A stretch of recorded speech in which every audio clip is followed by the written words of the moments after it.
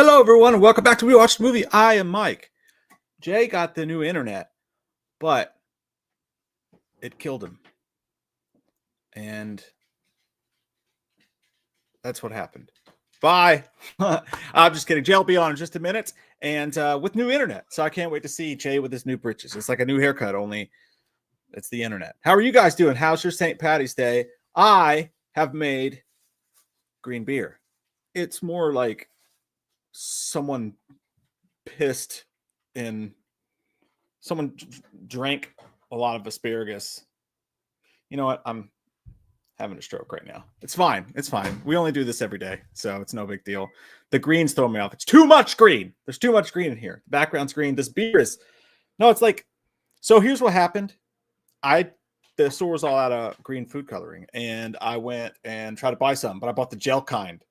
And now there's big, thick swimmies in the bottom of it. It's like leprechaun in the thing, and the swimmies are in the bottom. And we're going to figure out which one gets to my mouth first, and that's the one that gets to be my baby. That's how we're doing it. That's how we're doing it. Leprechaun shits. Oh, gotcha. Why do you do this? I just said where Jay was. I don't know where he is, actually, but he's going to be here in just a second.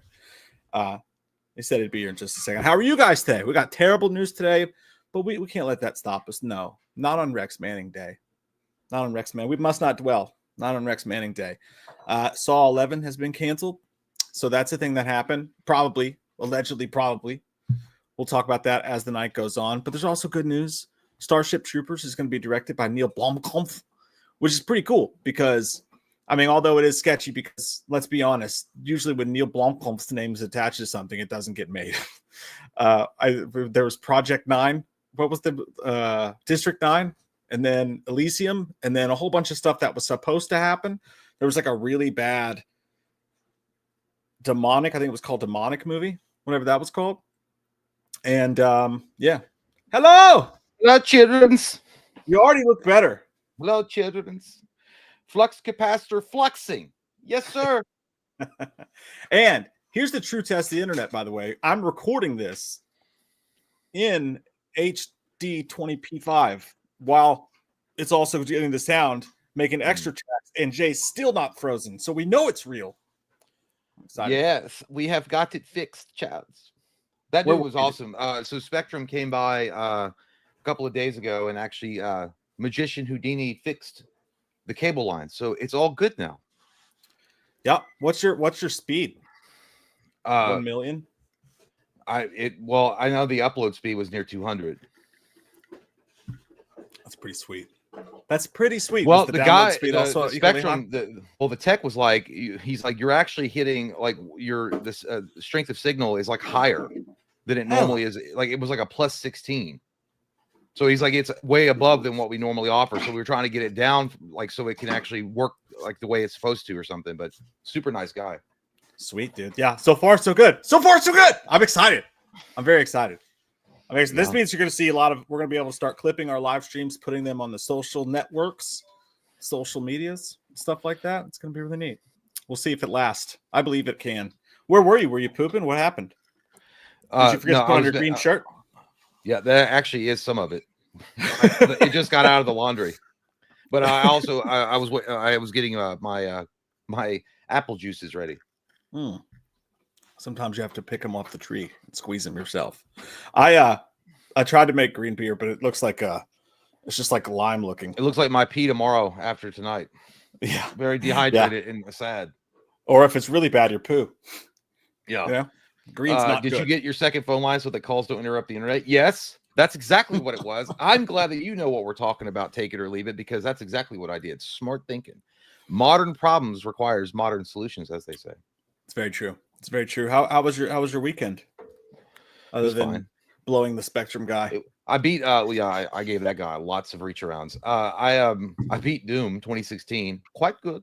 Then I moved on to Doom Eternal. It only took 9 years. It was pretty good. Yeah, I know. I should have beat it when it came out, but I was too busy with things like drinking at bars and being miserable after my divorce recently. So Did that come out that year? Was that the same year? It was a good year. No, my divorce was finalized in 2014, but I was still in the halfway part where I was like, I don't know, maybe I should. Yeah, but fuck her. But yeah, you know what? I'm having a good time sucking face with random chicks that I don't know at a karaoke bar. So why not? Let's have fun with it.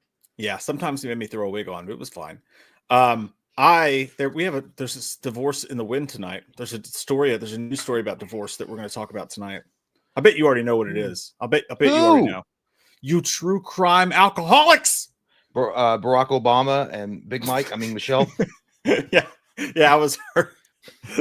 There are rumors about them being split up because the whole rumors were that Barack is like messing or had messed with Jennifer Aniston.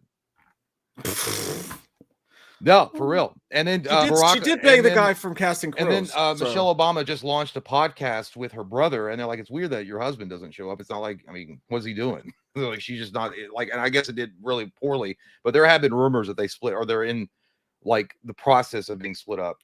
I mean, he's a pretty busy guy. He's not like Bill or George. George just likes to go out and hang out on the farm and be awesome, and Bill just likes to just be miserable as hell with his wife. I could not. He just lives on the golf course. You know, but who are you thinking? It is the guy from Ghost Adventures. Oh yeah, Aaron. Yeah. I don't know his name. Is that his Aaron name? Goodwin? Aaron Goodwin. This is nuts. Godwin. You guys. Aaron Goodwin files for divorce from his wife Victoria after alleged hitman attempt. So, just to give you the Cliff Notes version. This guy thought they've been married since like 2022, and that was only because of a 2-year COVID delay, right? Got married at Disney World, which is your first sign. And secondly, because it's cursed. Everyone knows that, by Walt Disney's penis. But no, she was contacting a dude in prison and was like, I don't know, I'm really thinking about getting divorced, but I also want someone to murder him. Does that make me a real bad guy? And set up his murder through the guy, was going to pay him $11,000, sent him a $2,500 down payment for it. And there's text from him saying, like, I need to know what's going on. Is it done? And the only reason the cops stopped it is because they went in the guy's cell, found his cell phone, and then looked at his text messages. Yeah. And then when they went and told Aaron Goodwin what happened, he had no idea. He's like, I thought we had a good marriage. And she was trying to kill him. Yeah, it's bad news. Bad news. You almost became a star of your own ghost show, Aaron. It wouldn't have been a good thing. It wouldn't have been a good thing. You'd have to come back and act like you're talking to Zach Bagans and he gets possessed by you and all that stupid shit. But yeah, it's pretty sad overall because I mean, I couldn't even imagine. Like, I guess he was pretty in love with her, and then you find out like that bitch tried to kill me. But yeah. That's crazy. That was the part that got me. The fact that he was like, I thought we had a good marriage. It's like, whoa. Yeah, I only heard about it. April told me about it, and then I was like, I thought he had passed or something. And then she's like, no, his wife tried to kill him. I was like, holy shit, that's fucking crazy. He escaped one there, buddy. Good job, Aaron. Good job not dying. Good job not dying, pal. Yeah, I always liked Aaron. Aaron used to be. I think he was always my favorite, but he used to be like a camera operator for UFC. Before he joined Zach Bagans' crew. He looks like it. Like when they first launched. So I guess that was also his angle where he was like, I'm a UFC guy. I don't even really believe in the paranormal shit. To like add more skepticism or whatever, or cynicism. But I do kind of feel bad for him too, because he also seems like he gets treated like shit by Zach. I never watch it because it's fake. But I will tell you this. If maybe he told his wife some of their secrets and how they fake it, and maybe that will come out in a podcast. It's a bygone conclusion that Zach Bagans is full of shit. Like it's a bygone conclusion at this point. Like the guy literally gets show. Yeah, the same show. He's the star of he's the star. Not Aaron, but Zach Bagans is the star of the show. I used to watch it for entertainment purposes, but dude, Zach Bagans literally gets possessed by ghosts like every other fucking day. Like it's insane. He's like got a revolving door in his pussy, his man pussy of ghosts that come in and like hang out with him. No, you know, I used to like Zach, dude. I used to like him quite a bit, but he started becoming super arrogant, like really egocentric, started being an asshole to all of his crew. The Nick guy that used to do it with him, he left because there used to be just 3. It was Aaron, Zach, and then I think his name was Nick. And then Nick left, and then it was just him. And then he hired these other guys. I don't know. I just never liked him. Well, Tomo Ogata says, Jay, remember when he got possessed by incubuses? Dude, like he's got some of the wildest, stupidest shit you've ever seen in your life, dude. Like he's like, I looked at Aaron with rage in my heart and eyes, but it wasn't me, and I wanted to choke the shit out of him. Maybe he was like being possessed by the hitman that tried to kill him. Oh God, dude, I can't watch those shows. They're like, did you hear that? Oh my God, I just missed it. Yeah, like right here. Miss it with the camera. Remember when he tries to fucking go? Yeah, dude. Like he's done all sorts of crazy shit. Yeah, I do have a ghost story though from this weekend for myself. By the way, Kate and I. So we were supposed to go see a band called Bright Eyes in Pelham, Tennessee, but the show was going to be like in a cave. It's like one of the caves underground. So we were going to go. Had a nice little, father-mother weekend planned. Away from the kids, just us two. But we found out the day of there's going to be crazy storms coming through. And we were going to be in a tiny cabin in Tennessee, like right where like 50-mile-an-hour winds. And I was like, that's not how I want to die, So last minute that morning we pivoted and we went to Huntington. Dude, look. You looked he's like, gay. Gay. But we went to Huntington, which, dude, we got to go. Like, you would have a blast with this. It's only 2 hours away, right? It's just on the tip of West Virginia, and it's where Mothman happened. Oh, Point Pleasant. Yeah. So Huntington is Point Pleasant's an hour from there, but we went to Huntington. They have a huge comic book store called like Inner Geek, and dude, it was like scary. It was like Comic-Con in a box. Like, dude, this place is fucking gigantic, and then all this cool stuff. The only thing I bought was my ears fudge. Was these you remember this, the Sabretooth collection? Oh yeah, you get like 15. Oh, you got 1 through 4 for $15. Not bad. Yeah, it's got like the hole in it or whatever. That's all I bought because I was trying to be sensible with my cash. But dude, they had Power Rangers, they had it all. But no, but an hour drive to Point Pleasant, and we went to the Mothman Museum, which it's small, but it's like $5 to go in, right? But dude, they had all the stuff from the Mothman movie. Like they had the like Richard Gere stuff. They had a blanket that was like, this blanket touched Richard. Like they had all the sorts of stuff. You should have gone up to the cashier and be like, do you have any chapstick? They had the chapstick, dude. I took a picture of it to send you and Eric. But they have the chapstick in a frame. It's like, this is the chapstick. I was like, no, it's not. You guys just grabbed a random chapstick. Yeah, well, that sounds awesome to me.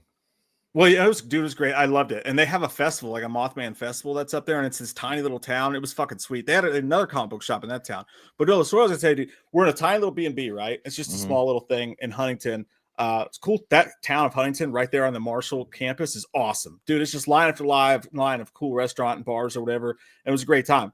But the second night we were there, right? We went to sleep and obviously had a couple cervezas, It's just what you do in high school after high school. What happens? Go to sleep. And both nights we were there, I had weird dreams. Like nothing demonic or anything like that, but just a lot of crazy dreams. And Kate did too.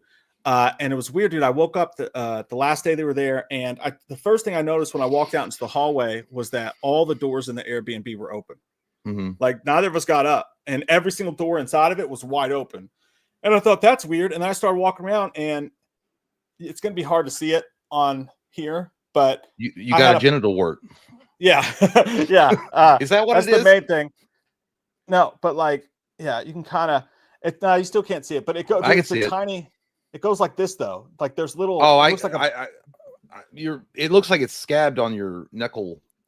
Yeah, like that one looks like a scab, and then there's impressions over here on each side, so it looks kind of like a tiny bite mark. Oh. And then I was telling Katie about it, and Katie says, I literally had a dream last night that a woman came into the room and was like, "Don't wake up, don't get up." And she said they're because it was an Airbnb that split into two parts, and there's somebody staying on the other side of it. And the lady told Katie, she said, "Don't get up, stay asleep." She was like, "They're almost done with them." And like that's and so creepy stuff. And I don't believe in any of this stuff. Yeah. So I'm not like freaked out because I ghosts aren't real. But and I said this, and I'm trying to figure out what's going on. Dude, Katie realized yesterday. Yeah. And by the way, we were naked. As one would be. Let's go. Give it up for me. I'm not a virgin anymore. It's great. Good job. But dude, she realized that it wasn't a dream. The cleaning ladies fucked up and came into the place at like 4 a.m. and scared her. And she sat up in the bed, and the lady was like, no, just stay asleep. They're almost done. They were supposed to be cleaning the place next to us. Oh, shit. And instead came in our thing at 4 o'clock in the morning and walked in our bedroom. We were naked. I didn't wake up because I had a great time. Yeah. Everyone knows you had a great, but she's pretty sure that was like real. And like someone just came in our fucking B&B. I still don't know who the fuck bit me, but it was like, was she hot? Was the cleaning lady hot? It's like, you want to clean something else? It's like, why don't you just join us? That's I would be like, I was unaware that shooters were biters. I don't know what's freakier, the fact that No, I guess actual real people coming in that you're not aware of while you're butt ass naked in the fucking bed cleaning and dusting, and be like, just don't disturb them. That's fucked up. But imagine that, dude. If that was you, because I started thinking from that lady's perspective, you walk in a dark and you start opening doors, because that's probably what they did. They were going to clean, start opening doors up everywhere, and just walk into the bedroom because it's in the very back, and there's someone just sits up butt naked, and then your response is to go, just stay asleep. I was never here. Put those things away. I do. You should have. She should have woke you up, and you should have alphaed it, and walked butt naked through it, and just gone to the bathroom while they were cleaning. I'd be like, I don't give a fuck. Like Tony Soprano did. I had no idea, dude. No idea. I was numbs. I was passed out. I was gone. Never saw it. That's crazy, dude. Like that actually had me going for a minute until you said it was real, and I was like, oh, I don't know. Well, she thinks it was. She's not 100% sure, and she's afraid to ask because she doesn't want to be like, hey, did you? Well, and also don't want to get him in trouble. It's clearly a mistake. I don't want to get some cleaning lady fired. Yeah, she could have gotten shot though, because I had my dick. It could have. Yeah, that could have. I mean, I had a weird dream, but it was just a dream. I rode an eagle, but that was about it. It's because you saw Falcor at Comic-Con. No, it happened 3 nights ago, dude. I literally woke up and I was telling April about it. I'm like, listen, I literally was just riding an eagle. And she's like, what are you talking about? I was like, no. I was like, all I remember in the dream that it was me and a couple other people when we were running towards these big fucking animals. Like they were all like in stables, and everybody was getting like a big, like they were like Power Rangers, like Zords, but they were real. They weren't like Zords. They were like actual animals. And I got on this big fucking eagle, and we took me above the clouds. I was like, all right, let's go. And it like dive bombed him. Like I was like, I rode a fucking eagle, man. And then I remember in the dream I was having, while I was having the dream, I was like, I should get like saddles or something because I'll fall off. Were you in your dream where you was the song playing like riding an eagle? No, I don't know what was going on. I don't know why the fuck I was riding an eagle. Maybe I was rising above something. I was rising. I will rise above. I don't know what it was. But it was crazy. Your wiener started working again. Sutton Hill, is Jay's internet fixed? Yeah, it's fixed. Yeah, it's working. It hasn't gone out once. And again, I just want to remind you, we're for the first time recording also in 1080p or 12, whatever it is, whatever the kids use nowadays, probably 4K or something like that, so we can do clips. And that sucks the internet dry. Like that cleaning lady was trying to suck me the other night, and it sucks it dry. So the fact that it's working right now tells us all we need to know. We are in suck me beautiful. It's not Grandma's house, the Crackster. Edward asked if I was singing Never Ending Story. I should have. And then was I going? Did they take me to Isengard? No. I don't know where we were going. We were over an ocean. Like I don't know. Maybe we were on the way to fight the evil wizards. I have no idea. Then I woke up. Oh me. Hey, speaking of awesome stuff that happened, though, like really awesome stuff that happened. My God, Lee. Lee. Thank you, Lee. You son of a bitch. Thanks, man. Thanks, buddy. Happy St. Patty's Day, everyone. Hey, Loomis, you got a new patient. It's the leprechaun, and he wants your Asian tea. And Chalice is tidy whities. Keep being amazing, and we will rule this world like a hurricane. Yeah. Well, he's not gonna get no Asian tea. He's lucky if he gets goddamn Lucky Charms in an old stale box. You go back to Ireland and suck Conor McGregor's dick. I don't want to hear from you. And second off, nobody wants goddamn Chalice's tiny whities, except for like archaeologists to study how do you get that much butt crust on the same pair of underwear? You never wipe. You never wipe. It's disgusting. These were brown to start with. That's like a racing stripe. They were white. That's not they my became feces. Brown from all the duty juice. No. Disgusting. I like cougars. So it's like a cougar rah, going down the crack of my ass, but it's actually poop. Disgusting, stinky shitholes. Thank you, Lee, man. Really appreciate you. Thanks for hanging out tonight. Gonna be a good time. My undies are they're pretty tidy. They're wrapped around a big package, but they're not exactly whitey anymore. I don't know what you mean, Luke. She's like Jay with high-speed internet, shaking my head. I was like, what do you mean? You wanted to be back the dial up? No, I liked it when it was 240p. AOL just lost its last customer, everybody. Gary B said, God damn it, Michael, and pass the rice. Pass the rice, Sienna. I met her Saturday. In my opinion, she's the hottest female on the planet. The entirety of the planet. And that's after meeting her in person. We did see her, I have to think. Thank you so much, Lee, and thank you, Gary. Byron, Reverse Flash is the biggest hater ever. You have ADD. I guess you could say that. I mean, I guess he is. Why am I so black? Eobor Thorn. Yeah, if you guys don't know Reverse Flash, he's literally the evil version of Flash. I don't remember his backstory that well, but I know that he was like from the future and he got pissed off at Barry Allen. He was like, I'm gonna run back in time and fuck with him just because I hate his ass.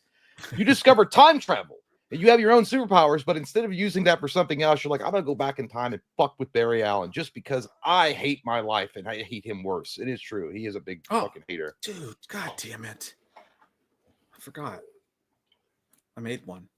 Oh, At 8:57 this morning, I activated myself. nice. Yeah, fuck Ezra Miller. He's never coming back. Never, Dookie. A friend with weed is a friend indeed. From Leprechaun. Yeah, dude. Which one was that? What? I don't know. Was I was talking to Cody earlier today, and I told him that we were doing St. Patrick's Day, and he was like, "Are you guys gonna like do all the death scenes from Leprechaun?" I was like, "Fuck no, dude." Ironically, I considered it. I had the video pulled up. But there was more than I expected. It was going to take far more work. And I had the AC guy here. Our AC went out. I thought that was going to be the death of me, by the way. It wasn't. Just needed a new thermostat. So well, luckily today wasn't. Today only got up to like 50 degrees. So it wasn't too bad. No, yeah, I was just worried about the future because like we were still going to need one. But like apparently the thermostat getting fixed isn't that bad. I thought, well, it was going to be dark. I was going to have to sell Katie for sex. Oh, I see. And I swore I'd never do that after the fourth time, but I keep on hearing people like I've got like PTSD since those cops burst down through here. Like, I was hearing people walk up here. I was like, God damn, dude, my days are coming. The junkies like, found out that you have stopped. They're coming. Like, were you the one on the high-speed internet looking at like fucking movies that you shouldn't be looking at that aren't out in theaters yet, or that are out in theaters on the high seas? Like, no. Idiot. I said, I'm a professional. I do this for a living. I don't do that. Legal if you're a professional. By the way, use a VPN, folks. It stands for well, good. Think you're better than me?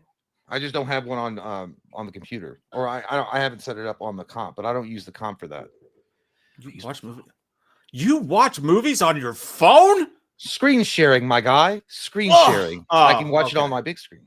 Oh, that's better. You almost I was gonna call Nicole Kidman. She's gonna finger your butt. Oh, okay.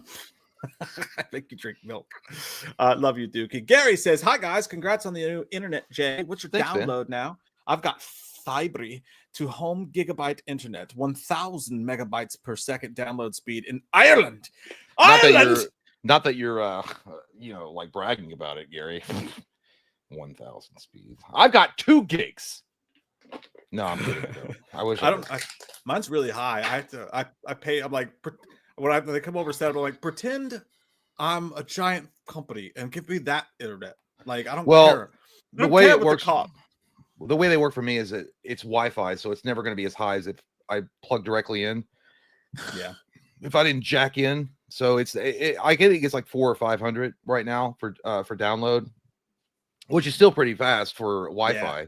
No, that's I'm not saying it's over. It's over like 200 for upload. So, but yeah, obviously the deal that they offered, it wasn't a deal, but they were like, we have 2 gig in your area now for Spectrum, which is what we signed up for. But the only way I'm going to get that is if I literally were like plugged into the back of the modem, which I'm not. So, yeah, I was plugged in forever, but I unplugged it because I moved my desk, and it didn't really make a difference, honestly. So yeah, I'm not worried about it. The Hood. Byron says, hot take, a female Freddy Krueger movie is the move. No. I don't like this. I don't like this new direction you've gone there, Byron. Don't do it, Byron. Don't do it. I mean, I could see that being scary, but I thought a female Hellraiser was going to be cool, and I didn't think that lived up at all. So, no, nothing against females. I love them. Well, I just feel like Freddy Krueger has been out of the limelight for so long in Nightmare on Elm Street. I feel like you have to make that movie based on the actual subject material. Like, don't do anything crazy with it right now. Just keep it like the way that it was with how Wes Craven envisioned it, and then kind of do your own thing with it. But don't gender flip it. Don't do all this stupid shit. Just let it be what it is, and like let people get back into it. Yeah, I mean that's a knee-jerk reaction. I'm not. They could, in effect, make a really great Freddy Krueger movie with a female. The more and more I think about it. But my knee-jerk reaction is like, no, don't do it, Richard. No. Hellraiser 20. Sorry. Clinton says Hellraiser 2022 is the best of the franchise. First off, you said 200,022. That's a long time in the future. Maybe because it doesn't exist yet. But 2022 is not, my friend. No. You speak blasphemy in this house. in this film. Yeah, I would give you. I'm not the best of the franchise, but I thought Judgment was really good, and we talked about that. Was that 2022? Is that the one you were talking about, or was that the Hulu one? No, 2022 is the Hulu one with David Bruckner and Lady Pinhead, which Mm-hmm. she didn't do a bad job. It's just that Paul T. Taylor was way better. He's the second best Pinhead for sure. Mm-hmm. But the best Hellraiser movie is Hellraiser. Come on, guys. Come on. It's the first one. Let's not get crazy with the cheese whiz. Okay. Anthony said, is it true the Saw franchise is done? That is a big news story for tonight, and it's a dark, deep one. But let's talk about it. So let me go over here to this new website I heard about that it's got all the hottest, cool stuff, and hot men made it. Hot dudes made this website. That's what the streets are saying. Horse joint, smoke a joint, and your luck is going to improve. God damn it. Don't worry about things. He says he doesn't feel very lucky today. Can someone acknowledge it? I will come over and slowly tickle your butt with a feather if that will make you feel better. However, this new website made by hot guys, it's called whamnews.com. And I put all the information in one place. Okay. That's what I did. So this is actually really bad news. It's actually really, really, really poopy and shitty, but it does not sound like we're going to get Saw 11. And I fucked up on that headline. And that's why you should go to trusted news sources and not to us. It's actually Saw 11. I wrote it right before the stream. But no. So basically the news is today, if you guys don't know, Bloody Disgusting exclusively reported. They have a source, and Bloody Disgusting has a source. It's not like, Steve213 has a fucking source on Twitter. It's a real deal. They have somebody that's working on the movie who says it's totally dead. D-E-D, dead. It's 100% over, almost a year now. They said everything went sideways in January 2024, and the producers started fighting. One wanted to plow forward, which who doesn't love a good plowing? And the other, I also misspelled that word. That's great. Said put up roadblocks. And Lionsgate did not have anyone to smooth it over. So this is something that's been in the wings for a while. We talked about this way back in December, put up a video about it. And Viewer Non, way back in August, had posted that they were hearing that the problem when they pushed Saw back an entire year, that the problem was that the rights to the franchise are owned by two men in particular, and those two have to agree on everything for it to move forward. This is sounding a lot like Friday the 13th, isn't it? Yes. But they were having a disagreement about something, did not know what it was. 3C brought up a great point that way back before that, Lionsgate and Blumhouse entered into an agreement to start remaking Lionsgate's movies, like Blair Witch, which is one that they were working on. And his theory was that, which is a really good idea. His theory was that one of them wanted to move forward with Blumhouse and redo the entire franchise starting from square one. The other one wanted to do Saw 11 since Saw 10 was received so great. They came to an impasse. Now that's a theory. We don't know. But all we know right now is that those two disagree on something. And apparently, as of now, we're never getting Saw 11. Ever! Well, I kind of agree with Greg here. Greg is saying Sax 10, saxophone. It had a great saxophone solo in there. People didn't know about that. But Saw 10 is what I think he meant. Had a good send-off for Tobin. I will agree. I think that if it is the end of it, which does suck, I feel like Tobin did have a really good send-off. And I really think that they left it open for Saw 11 to do something really special. But it does beg the question, are they just now going to go back and remake the fucking thing? Which maybe. Well, I mean, these two are in control of it. So, like, if they're not in agreement, nothing's going to happen with it. Like, no remake, no nothing. Like, it's up to them. And we could literally, it could be a Friday the 13th situation where we never get a goddamn thing. I feel like, Tobin needs a break. Damn. Yeah, exactly. I think that you can't keep putting it on Tobin's shoulders and moving forward with it. He's getting up there in age. He's obviously not want to keep doing it over and over again. And they have to go into a different direction, which is, I think, at the end of Saw 10, they were trying to, with that little boy or whatever that Tobin Bell's character was going to maybe raise. And I feel like that was going to be the future. They were going to put that on him and like maybe put it where it's like, that's the new Jigsaw. But that's fine. If you want to go back and redo the whole franchise and not do a Saw 11, I'm fine with that too. Yeah. So I do think that it's a great ending point. If you wanted to end it there with Saw 10, because, that's kind of, you could easily do that and be like, that was a good ending. But and the thing is I don't think it's that Tobin needs a break. I think Tobin would probably be willing to do it because that movie finally got right what they've been trying to get right for several movies, and it got us right back in the thick of things. But this goes back to Halloween 5 when Luke Othello and Olive Garden French fucker was like, I don't care about next movie. I make what I want. When they killed off Tobin Bell's character way earlier in the franchise, they really fucked themselves. So I don't know. But the problem is that he's not going to be acting for that much longer. That's what I'm saying. I don't think it's not that Tobin wouldn't want to come back and do it, but at some point you have to move on from him because like someone's like Tobin's like 80 or something. Yeah. Yeah. So, but here's the thing. Starting the franchise from scratch is one thing. Rebooting it with Blumhouse is another. No, that's I don't think that's dirty dishwater. I don't like that at all. That smells like open sewer around here. If it's got to be somebody other than Blumhouse. If it's Blumhouse, I'm afraid for it. 100%. If it's Blumhouse, just not with what they're doing right now. So if it was somebody else, I would even take A24. I know I've talked about them quite a bit. I do like them, and I feel like that would be in their wheelhouse. Honest to God, something like Saul would actually work with A24. I like A24. I'm actually surprised that you like him so much because A24 is the first one that goes and puts a bunch of hot button political stuff into the storylines, you know? I don't mind certain, like it depends on the movie, but I feel like generally speaking, A24 is a production company that can work well with something like the franchise of Saw. It fits in what they do well. I think that they tell a really good. I think they tell great stories and then have a good like horror atmospheres around that they build from the story versus like just a bunch of explosions and jizz on the wall, which is what Blumhouse is just doing. Jizz, European jizz. I do think they were onto something with one of the storylines they did in Saw where the dude was going after the insurance executives. That's a little too close to home with the whole Luigi Mangione thing that went on. But like you could take an idea like that if they wanted to go that route and really have something to say in an old school George Romero type of way, not like in a shoehorn 2023 kind of way, but like, I mean, I'm okay with a Saw reboot. Like, I think it would be good. I don't think it would be good with Blumhouse. And I do think people are disappointed because Saw 10 was going to, they hinted at Hoffman coming back, which would have been rad. They hinted at some cool shit, you know? I feel like somebody said it correct earlier. They're like, what more can you tell with the Saw franchise? Yeah. Oh, it's here. Mind the gap. What more is left to tell? Which is true. I mean, that is true. If you're just talking about the Tobin Bell arc, the Jigsaw arc, then it's pretty much wrapped up with 10. I mean, they showed why he did what he did. They gave a pretty good explanation about why he was like all about justice and balancing the scales. Yeah, they could move on.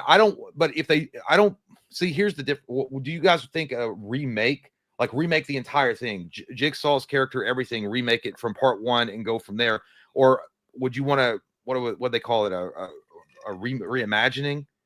So you acknowledge that the Saw thing happened before, and then just remake the series for what? I don't even what's that called?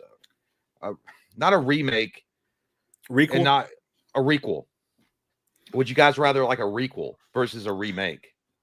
Yeah, I mean, I guess a requel technically would get rid of other movies in the franchise and start in the middle of it. So it really would be a reboot, if anything else. Well, that's what I'm saying. Like if you either reboot the whole thing or remake the whole thing, which some people I understand would have objections about that. Like, no, you don't need to retell the entire story because the story was already good. You don't need to retell everything. Yeah. Or a requel, whereas that you get to make a new movie, but within the Saw universe and still acknowledge that the Saw shit happened, but then start with a fresh character. See, one thing I think would be interesting is if they just made another Saw movie, and I hate it when they do this, but it would make sense in this particular aspect. Make another Saw movie, call it Saw, just call it Saw, and have what John Kramer did in the past be real. It happened, all that stuff was that, and you got somebody that starts to do that to people.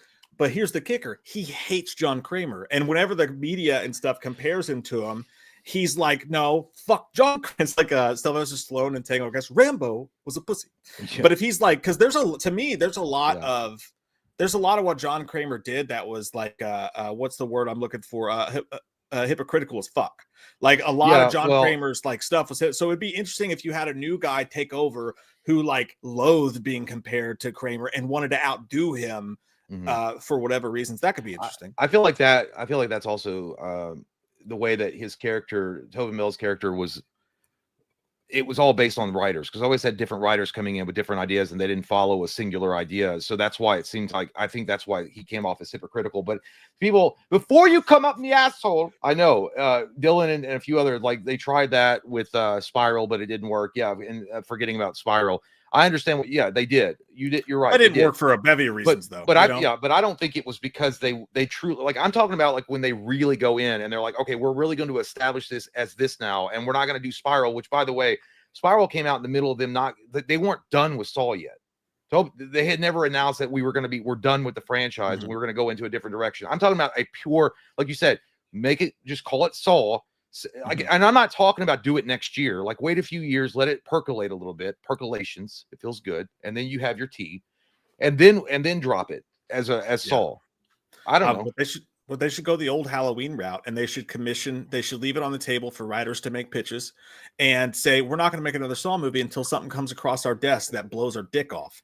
And JT Custom is also saying Lee wrote the first 3 movies. Yeah, no, I know that because I think JT was also talking about that they did a but ignore the Vince 2, 3, and 4 with Scream 5 was a requel. Right. So in essence, it would be a requel because it would have the Saw name. You're right, JT. I just meant like a lot of requels. What the point of the requel is to go back, like Halloween 2018 did, like Texas Chainsaw, like some of the other ones did. But I see what you're saying. Yeah, it could technically still be a requel. I was like, my butt hurts. Yeah, that's what happened. Yeah, it's that leprechaun dick. It just got in you. You didn't see it coming. But yeah, I feel like overall, like I'm not like, it sucks. But again, Tobin Bell has had a great run. He's 80 years old. Like, yeah, it's time to move on. If we're going to do something with the Saw franchise, I feel like we can do that.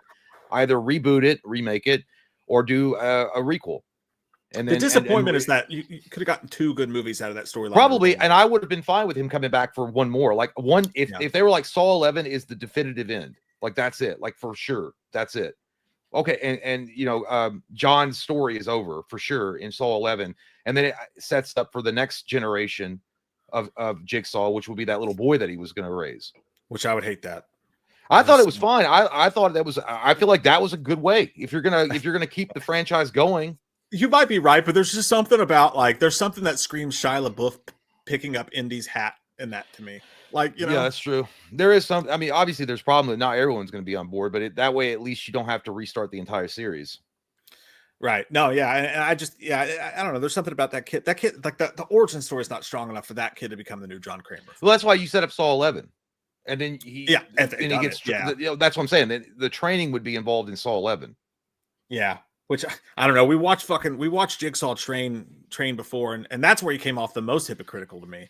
Like the dude, he basically like they made him out to be a fucking like super genius superhero, and like half of his logic never made sense. But I'm going into a bunch of issues I have with the deep cuts of the franchise. Either way, maybe it's not the worst thing. I mean, if they did Saw 11 and it was pure ass, then we're right back in the shithole, and then maybe you don't get anything. Veteran Guardians, he's like, I would have liked one more, but glad to have gotten 10. At least Spiral isn't the finale. Yeah, that's true, dude. Thank God. Like, imagine if Spiral was the last one. So I don't even think talk about leaving a turd in the urinal.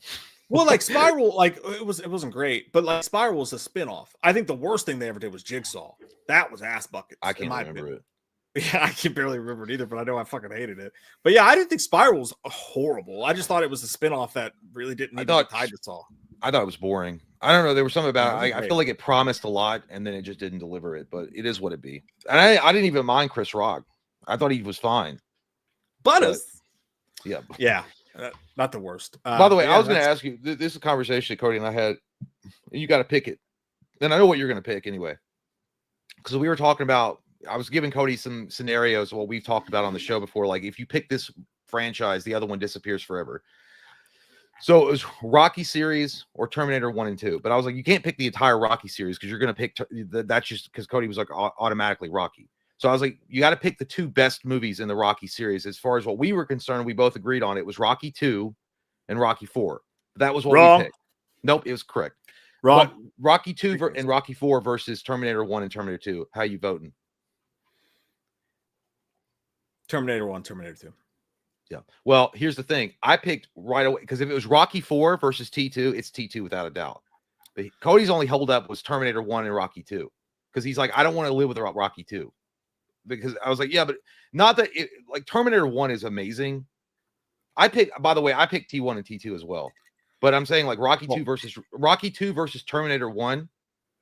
Whew, that's a hard Rocky and Rocky. I think for me it would be Rocky and Rocky 4 easy. But like but also I think I'd still probably have to take Terminator because they're Like I probably watch the Rocky movies more. No, I know. That's what I'm saying. If you picked it as an entire series versus the Terminator, because I don't give a fuck about T3, Salvation, any of that shit. Yeah. After You're right. after T1 and T2, those are the best. That's the complete story. Yeah, if you So had to pick a whole franchise, it's Rocky. yeah, it's a whole franchise. But we also got into it because he actually likes Rocky 5. And I'm like, nah, that ain't it, dog. That's a bad you're look, the dog. one. Why do you have Randy Jackson's autograph on a martial arts weapon? It doesn't make sense. yeah. And like you could get rid of every Terminator movie except for the first two, and I'd be fine with it. Not to say I hate them all, but I'd be fine with it. Nighttime says no Loomis and Chalice. Not today. I ain't in the mood. Well, it's St. Patrick's Day, so you're gonna take that green, whatever the fuck we want to give you, and you're gonna put it in you while we watch. I wouldn't touch you to scratch you. You dirty asswipe. Hold on, $20 is $20. By the way, I got that from Batman Returns. I wouldn't touch you to scratch you. You lousy minx. Oh yeah. Jay Garza, this is funny as fuck. Congrats on the 500K boys. Y'all been amazing and entertaining these last few years for me. Wham for life. P.S. Mike not wearing green. Pinch his dick. My grab his dick and twist it. I got that dick twist. I posted a picture. This is so funny, dude, because I posted a picture on Instagram today of it was a behind the scenes photo from Saw, and it was Lawrence Gordon after he died, so he had all this deathly makeup on, and it was Tobin Bell like covered in blood just hanging out behind the scenes. And my post was meant to say like me and Jay celebrating 500K subscribers, meaning that by the time you and I get to 500K subscribers, we're gonna be old and covered in blood. Most likely. YouTube's rough out here, y'all. Yeah, but a bunch of people didn't get the joke, and I got a bunch of comments that were like, "Congrats on 500,000 subscribers," and I didn't correct the single person. I was like, "Thank you." Yeah. Those bot purchases that Mike and I were making on Google were crazy. It really got us over the hump, guys. By the way, I'm not saying I'm not going to say channel names, but I have seen channels that grow like supernaturally fast, faster than when I have sex, that fast. And I know what they're buying bots. They're buying bots. No, they 100% are buying bots. And there are people that do that, but we've never. Hey, we will maintain our mediocrity to the death. We just let it flow natural. Yeah, I mean it happens. It happens for some people, but you're right. So names. No, I'm not going to do that. But I mean, I know that they are out there, and I've seen them. But I know a couple of them. I don't know for sure, so I ain't going to go tell tales outside of school. But they do happen quite a bit. You can tell too. The ones with like massive amounts of growth on their subscriber count for no reason whatsoever, just overnight they got a fart in a bottle and it became magical when they opened it, and then their views don't reflect on what they're on the subscriber count all of a sudden. Like if all they're the comments are like, great video, Jim. No, yeah, and the comments are like two. Yeah, it's like it's in a language that no one knows, and then it's like two comments, and then the rest of it, and they'll have 4 or 5 comments that are like, "Hey, I just made a fuck ton of money with my IRS returns. Do you know how I did it?" And then there's 16 like AI accounts that are responding back to it. Yeah, I've never noticed anybody that's specifically done that, but I definitely believe that people do it. You know, well, you see, I've seen those 60 Minutes things where they've got like some dude in like India, and like he's got like 17 phones and like 300 computers, and he's like, and they're adding some. They're one of those bot services. They do have those. I don't know if I know they do. I don't know, because apparently it's not it's against TOS to bot your streams or to bot your account and to buy subscribers or to buy views, but people do it all the time. It happens all the fucking time, more than you think. But no, we'll you know what? I'll be drawing Social Security. Will we hit about 300,000 subscribers, and that'll be great. we appreciate the sentiment either way, Jay Garza. I thought it was funny, so I didn't correct anybody. I wasn't like I just let it go. I was like, thank you. Yeah, Mike and I will be enjoying the early bird specials while we look at the subscriber count go up to 300,000. And you all are going to laugh about that, but like there's something wrong with eating lunch early or dinner early and saving a few dollars. That's yeah, you know, somebody on there saw that and were like, I saw these motherfuckers Instagram live last week, and there was 3 people watching. Like, this is bullshit. Yeah, it is what it is. Gary B said Jay's internet would make Lucas cream his pants. Lucas, is that it's like Corey Haim? Yeah, Is that what you want, Lucas? I don't know, but the internet's pretty sweet right now. I'm loving it, like McDonald's. So Michael Parton brings up a good point. This is an awesome news story, possibly awesome. Let me see what you think about this one.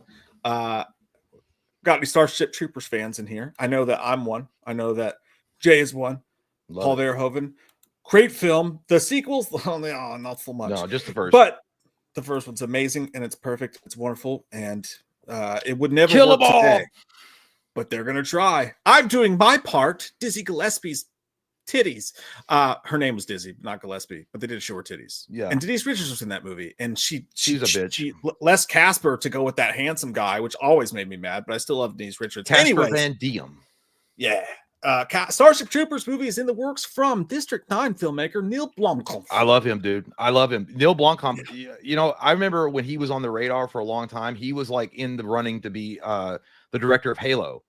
When they were like seriously considered to do a Halo movie, him and Peter Jackson, but Neil Blomkamp had like a script. I was like, dude, that's the guy, because I love District 9 and he was going to shoot it in the same way. And it fell through, but god damn, it would have been awesome. And therein lies my only issue with this, is that since District 9, Neil Blomkamp has done what? Elysium, right? Matt Damon? Yeah. Well, fine. It was all right. I don't think I've watched that since you and I got tanked and watched that movie Tavern 200 years ago. As you would do. Yeah. Jay and I have been doing this so long, sometimes it feels like we're vampires. Like, I remember the war of 1742. Yeah. But the only problem with Neil Blomkamp, man, is that like almost every project he's involved with gets canceled. Like, he was supposed to do Alien movies. He was supposed to do this, that. He was supposed to do RoboCop at some point. I don't know if it's him or what, but I get it's the Halo. I get the Halo thing, because I mean, they passed on Peter Jackson.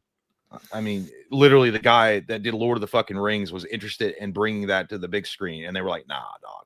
Because the main thing with him was he was like, I want to put the money into it that I feel like it's worth, and the studios were not going to budge on. They had a set idea for the amount of budget they were going to give for a video game movie, so that's what happened. But Neil Blomkamp, he is the bad luck fuck sometimes when it comes to movies. But I will say one thing about him though. He, as far as like vision, I think he's got the perfect eye to make a movie like that, especially if you look at like something like District 9. Yeah, I think District 9 was amazing and it was great. But there was one movie I do want to bring to our attention here, and thank you, Karab. I forgot about that. It's a movie called Chappie, which was hot dookie on. I still haven't watched it. Potato. I still haven't watched it. Don't ever do that to yourself. Well, no, I kind of, because I liked Real Steel. And then they're like, it's not like, but it's like, it's not like Real Steel. I was like, what do you mean it's not like Real Steel? It's robot and it fight. And they're like, no, it's not. And I was like, all right, well, and then I thought it was, well, maybe it's like Short Circuit on steroids. And they're like, it's not like Short Circuit. It's if anything, Short Circuit. But dude, he went full on Simple Jack with that movie, and he had the entire movie about these rappers called Die Antwoord from South Africa who like, mom, they don't know what they want to do with me robot, man. And it was fucking terrible, dude. It was fucking awful. It was embarrassing. What did you give it? Oh, I think I gave it like a 4 or some shit, and that was back in the day. Was it just because it like, is the story like that bad? Is anything good about it? No, he tried. What like some of the action and stuff was pretty cool, but dude, it was so like he tried to be cool, but it was like weird. I don't know where they're from, New Zealand or some shit, and like these dudes trying to be cool. Like it was fucking just cringe as fuck. I mean, really bad. Really bad. Did he shoot it like a regular movie, or was it like that shaky cam that he did District 9? I can't really remember. He shot it well. I remember it being shot well, and the robot was cool, but dude, the sentiment was off. Like, because you know how like David Ayers is a great film director, but sometimes he'll make a movie that's like, oh god damn, this is cringe. Like, because the dialogue and shit, it was like that. So I do worry in that. I'm worried. I will say that. But, but did he make Chappie after or before Elysium? I want to say after. Because I mean, Elysium, I liked it, and that was originally supposed to go to Eminem, by the way. That part, and then it would have been interesting. But I thought Elysium was decent, and District 9 was fucking great. And granted, filmmakers and writers or whatnot, even though they had success in the past, they can get shittier. Like it's not like it's not like you just always bat 500. Sometimes you get shittier. However, I do think that he's like, as far as like what I'm just gonna base it on the fact of District 9 and Elysium.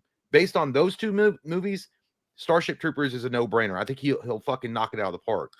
Yeah, I hope so. I really do. And like he also had another movie come out. I think he dropped RoboCop to make this movie. He was also up for the running for RoboCop, but he made a movie called Demonic. And I mean, it came and went like a fart in the night. Like, even at the festivals where they blow every movie that comes out, everyone was like, "This is shit, Greg. You should stop. You should go away." But for this one, it says Sony's behind the new adaptation. It's not a remake of Paul Verhoeven's 1997 classic, but rather will go back to the 1959 novel as That's source weird. material. I swear to God, I didn't even know it was based on a book. I thought it was just from Paul Verhoeven. Holy yeah, it shit. says published in 1959. Troopers ostensibly told of an interstellar war between Earth and a host of bug-like aliens that focused on a rise of military servicemen named Johnny Rico. And that's true, dude. It'll probably feel nothing like Verhoeven because Verhoeven took shit and just went fucking nuts over it and did his own thing. Verhoeven was really, really good. Or he's not past, I don't think, but he's really good at like making social commentary through movies like that, like RoboCop or anything like that, and like that's fine. Like it's going to be interesting too, because if he goes in a different direction and he wants to make it more of a serious drama type of alien type movie, that might turn off a lot of people from it. I don't know, because now they're thinking when they go in to see Starship Troopers, it's going to be like this, like overindulgence of action gore with comedy sprinkled in with some commentary on what a military industrial complex or something. Yeah. I don't know. With the way they make movies today, with no nutsack to them, I do worry quite a bit. But we'll see. I mean, it's interesting enough that I'll definitely be excited for it. I mean, you guys might be better than us, but Blomkamp will have to lean into the anti-fascism satire that the original leaned into outrageously. Okay, fascists are just people you disagree with. Well, I mean, it has been used overly a lot anyway, but I mean the basic idea of it coming out from the 1959, the source material, yeah, I can get that, but I don't know, we'll see what happens. I hope that he keeps the spirit of what Blomkamp did, though, or not Blomkamp, but Verhoeven did, because I feel like if you go away from that, even though I understand that you want to base it more on the 1959 novel, I feel like, see, here's the thing, I feel like what happened, that movie fucking blew ass too. The RoboCop remake, they tried to go way too deep and too serious with that character. And I mean, and to be fair, I feel like that character does open up the possibilities of a lot of drama. The Alex Murphy character being trapped in the robot body, leaving behind a family. There's a lot that you could do with that for sure. But then they forgot about the satire part. Yeah. Like they completely sidestepped that. Yeah, and the action, and they ruined it for that. And they were like, I feel like just depressing as fuck. And you had Gary fucking Oldman, and there was like moments in that movie that were good, like like Gary Oldman talking to RoboCop when he's like opened up, he's like, "Never show me this again." Like there was moments you're like, "Dude, that's fucking great." That was great. Michael Keaton was fucking good in that movie too. Yeah, but they just sidestepped all the stuff that made RoboCop special, and that's why it was a turd in the toilet. It just they tried to make it something it wasn't, and I feel like that's what happened. So as long as Neil Blomkamp avoids those potholes, it should be okay. Yeah, no, I definitely don't think he'll do that, but we'll see. I'll be fascinated as fuck to see it. Like, I can't wait to see that trailer. And hopefully this is not one of those situations like happens with Blomkamp. We announce it just to test people's stuff for it, and if it doesn't get enough impressions and retweets or whatever, which, by the way, I don't think people talk about this enough. It's been in the news recently that a lot of actresses, I think Ethan Hawke's daughter, Maya Hawke, brought this to attention, that they'll go to production meetings and stuff, and they'll be talking about who they're going to cast, and they'll say, well, you can only cast people who have this many followers on Instagram, which is fucking insane. Like, just art's out of the window. It's gone. It's about how many Instagram followers you have. But something I don't think people talk about enough is that I think they put out these news stories sometimes, and they look at the impressions and the retweets and see how much interest it garners. And sometimes if it doesn't get enough retweets and attention, then they'll just go, well, people are interested in scrap it entirely. I really think that's something they do that will come out eventually. No one's talked about it yet, but you heard it here first on Jim.com. That's retarded. But I was going to say, by the way, everyone's telling you to chug it. They want you to chug it. I gotta. By the way, I will, Big Joe. I love you to death, dude. But listen, all RoboCop films are legit. Nah, dude, that ain't it either. Like, what are you talking about? RoboCop 3 was pure asshole, and RoboCop remake was pure asshole as well. Plus, PP diapers. So if you had to pick which one was worse, RoboCop 3 or RoboCop remake, woo, that's a hard one. That could be a whole video in of itself because they're both really bad. They're both really bad. Even though I will say that at least in RoboCop 3, the guy they got to replace Peter Weller was sort of like Peter Weller. At least they tried to make him, and at least they kept the suit.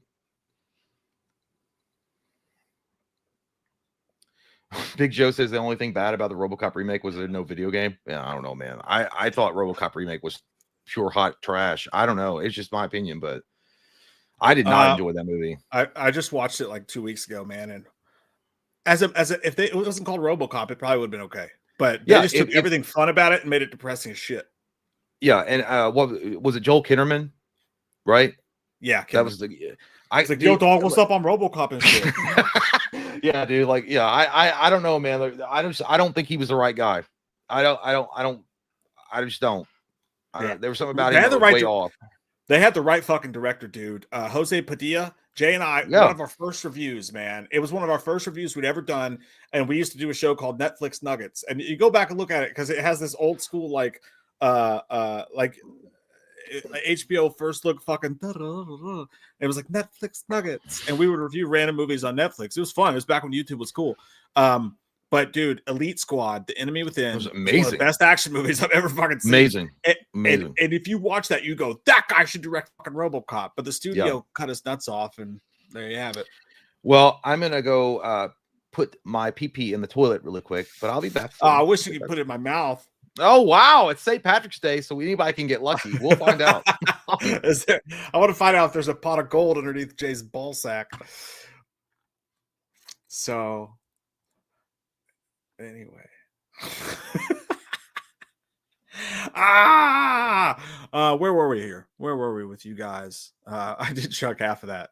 You know, I met you in the middle and I said, I got things to do. I got to go to Bed Bath & Beyond. Big Saturday. I don't know if I'll have enough time. I did chuck half of that. I already feel it in me butt. Crazy Saint, good to see you again, buddy. It's been a minute since I've seen that wonderful, wonderful face and tasted it too. It says, sup, sexy fuckers. You know I had to say hello.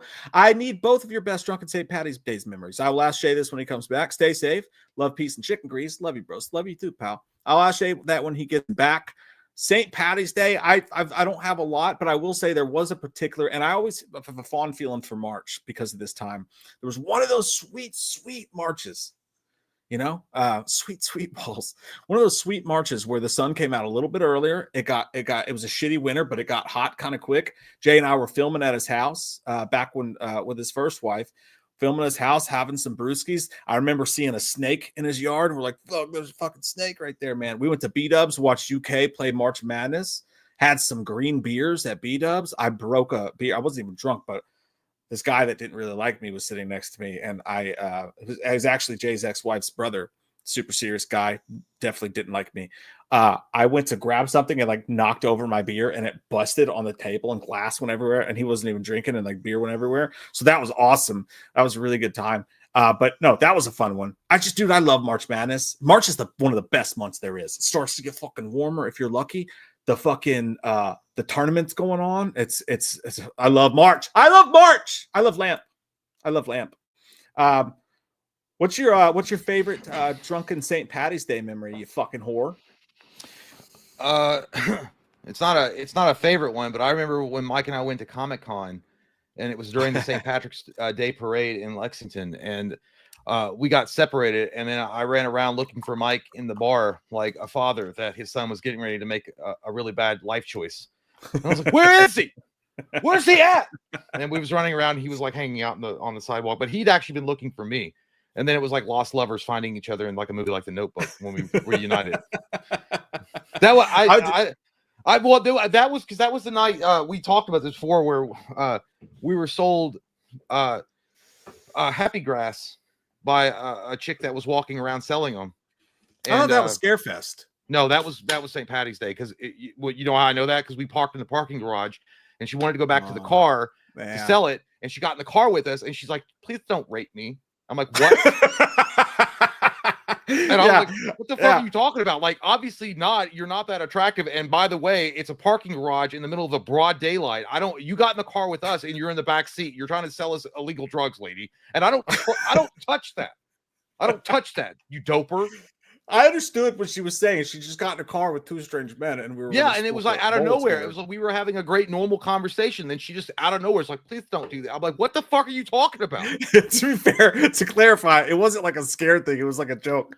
She was like, "The I was like, dude, I literally wanted to get out and run all the way across to the other side of the parking. I'm like, is this good now so that you can sell that shit?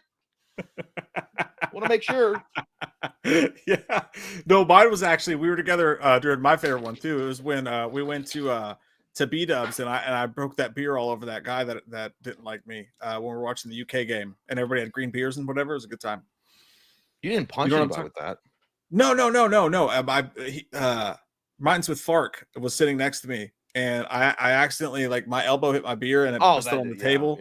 Yeah. Which was great because that guy was just super nerd. That guy, that same guy tried to confront me outside of the karaoke bar and was like, I heard you talking shit on me. I'm like, what are you talking about, dude? He did? That's shocking. I would have punched him. Are you talking about the dude that never bought like beer or whatever and just drank water? No, and like, no, I'm talking about Slutatella's brother.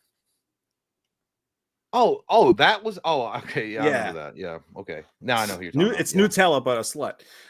In case you guys didn't know. But yeah, March is great, dude. March is great. Dude, we got a 4 or we got a 3 seed.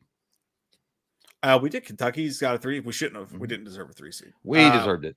We're not going to go far. I'm not going to talk to you about what we deserve because for some reason North Carolina got in and they definitely shouldn't have got in. They should not. Did you guys know North Carolina got in and they have a guy, their AD is on the fucking board of people who pick who gets in. And if his school gets in, he gets like $100K bonus. And somehow they got the fuck in. They were like 1-8 against D1 schools. 1-8. Yeah, dude. Absolute travesty. And then the guy that was on the board that decided that was like, I had nothing to do with it. I was like, shut the fuck up. That's like saying Monica Lewinsky really wasn't under that table. Yeah, she was. What are you talking about? I wish I was, but you're right. Jacob, thank you, buddy. Basketball. He says, happy St. Patty's Day, Sexies. Cheers, pal. Cheers. Cheers. Thanks, and dude. we didn't cheers to each other. Cheers to you. Apple juice. Cheers. It's sugary, but it tastes good. And I believe it has vitamin B in it. Beer. Love you, dudes. Love you too, buddy. I saw Novocaine and Anora over the weekend. That's quite the double feature. Both I thought were really good. Novocaine was really fun and bloody. Hell yeah. New Linkin Park song dropping 327. They just put out a whole album, Jim. Are you serious? I had no idea. That's exciting. I love New Linkin Park, dude. People will give me shit for that. I think New Linkin Park is great. I think she's an amazing singer. Perfect replacement for Chester. And Chester wanted the band to keep going. So I'm a full supporter of Linkin Park. Might try to go see him at a festival this summer. I'm not going to see Novocaine, dude. There's something about it that looks too kitschy for me. I don't think I'll enjoy it. Like, I like Jack Quaid, but I feel like we've done the Nobody John Wick thing so many times. And I really hate his best friend, the guy in the chair from Spider-Man. He's always like, Peter, why didn't you invite me? Like, his voice just grates on me. I can't get into that movie. But I'm excited that you liked it. And I hear it's pretty good. Novocaine and Nora sound like some like CIA like operative cover names. I don't trust it. Nora was pretty good. Nora's not bad. But to be fair, I don't know. I don't know who the fuck they is, kid. If you want to watch Madison have sex for 2 hours, then Nora's for you. A lot of them. And I haven't heard anything of the Linkin Park thing. So, well, you should listen. It's good. I don't like nudity in films. It offends me, and I feel like we should send everyone who was in that movie to hell. They should go to hell. They should burn in hell for eternity. Nora's gonna get you in the shower. What are you talking about? unless it's Harrison Ford in the shower, I don't want to see any nudity in film. Okay, none. I will not back you on this boat.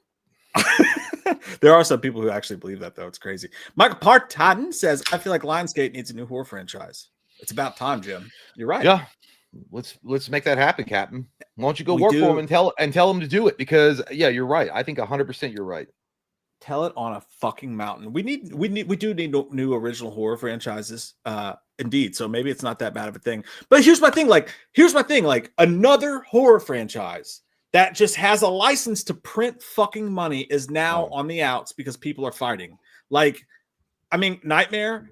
We don't know what's going on with that. Friday is in the shithole. We don't know what's going on with Halloween. Crystal Lake, we're still fucking waiting. It's like, how many great horror franchises are going to go by the wayside because people can't get along? Just split the fucking money up. It's a lot of fucking money, Jim. Calm down. Your ball sack is raging. It's bulging out. By the way, Tomo says, Honora sounds like a bad marriage story. That's why I said, Jay. Okay. Thank you. I'm stupid. I didn't see what you had said before. I'm glad. Thank you for clarifying. It felt like one of those things like, by the way, Jay, this is what I fucking said. Don't get it twisted and make a fool of yourself. I'm like, dude, Relay von Krappengartner. It's a great name, dude. It's a great name. Is that the Relay? And he's also got a Teen Wolf profile pic. Oh, I thought that was Nick Van Exel. I don't know why. No. Pick a simple plan. You need to pick a better phone because you're still using the old Nokias. I can tell by the way you're typing. Pick a Simple Plan song. Love is a lie or life. The best Simple Plan song is either I Do Anything, which featured Mark Hoppus, or I'm Just a Kid. I'll give you one of those two. I don't know which one to talk about, but Just a Kid's a great song. I'm just a kid and life is a nightmare. Both great. That's probably the one I'd pick. That's the only one I know. Your favorite would be Sorry I Can't Be Perfect. You remember that one? That sounds gay. Because we lost it all. Nothing lasts forever. That's a good one too. Okay, now I know it. Sorry I can't be. Is that who's the one that goes, I'm not a perfect person? Oh, no, that's Hoobastank. Oh. That's the reason. That plays at Coles every 12 minutes. I swear to God, you're like Hoobastank. Yeah. When the door shuts, don't worry about me. That was on Daredevil. Speaking of which, we haven't talked about that. We still have to cover Daredevil episode 3, which was a banger. Michael Parton, what should they have done if they were going to make a sequel? Is to pick up after the 3D movie because I hated the whole Carrie Ells character twist. They should fix it for me. So what they should have done is they were going to make a sequel to pick it up. Well, I mean, yeah, if that'd be fine too. Listen, the route that the Saw franchise took was definitely an inspired one for sure, because it was really all over the place for most of it, because I can't really follow, like, that movie is really hard to remember, like, all the storylines that are going through, because they feel like they're random sometimes, like, you know what I mean? Like, I know that they have something to do with the last one, but they feel random. But I do feel like maybe you're right, I don't know, but at this point I would, and I, you know, guys, I hate remakes. I really do. I really would remake the series. I would start fresh. It's not a bad idea. Dude, this is funny. Mercurio said clean shaved Mike looks like the singer from Simple Plan. Ironically, Jay's little sister or cousin, I never forget the bloodlines or whatever. We went and picked up some kids. That's a terrible way to phrase that. We went to a Simple Plan concert. It was like Simple Plan, Backstreet Boys, NSYNC, some shit like that. And somebody in Jay's family was a huge like Backstreet Boys fan and knew a guy at like Clear Channel Radio. So they I don't think you were with us, but I think it was me and Cody and Heather and Annie maybe. And they let us in the backstage to go to the concert. And we had to walk on the stage before the show to get to our tickets. And I had a hoodie up over my, like, I just had my hair hanging out, but I had like a hoodie up and a bunch of girls in the front row when I was walking out. By the way, I was like 20 something. Started freaking out and they were like, it's Pierre. Like they actually thought I was Pierre. And I was like, I would be way better of a singer than Pierre is. So I'm not Pierre. Sorry. But that I've gotten that my entire life. No, it was after they picked them up. Don't answer chats in the middle of my stories. You were done. Jay. Look what I can do. Look, Jay's not even here anymore. It's just me now.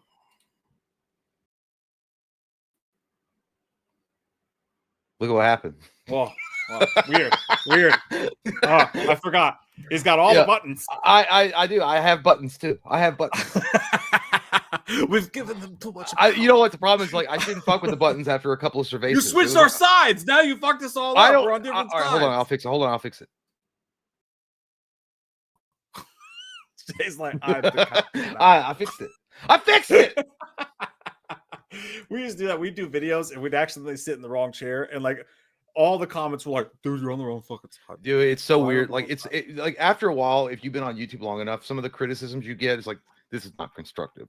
Like, I can get it if you're like, stop talking over each other, stop being an asshole. That shirt looks like awful on you. You look fat. I get those. Fine. You can be an asshole and be constructive. But you're like, you got to on the wrong side, so your opinions are invalidated.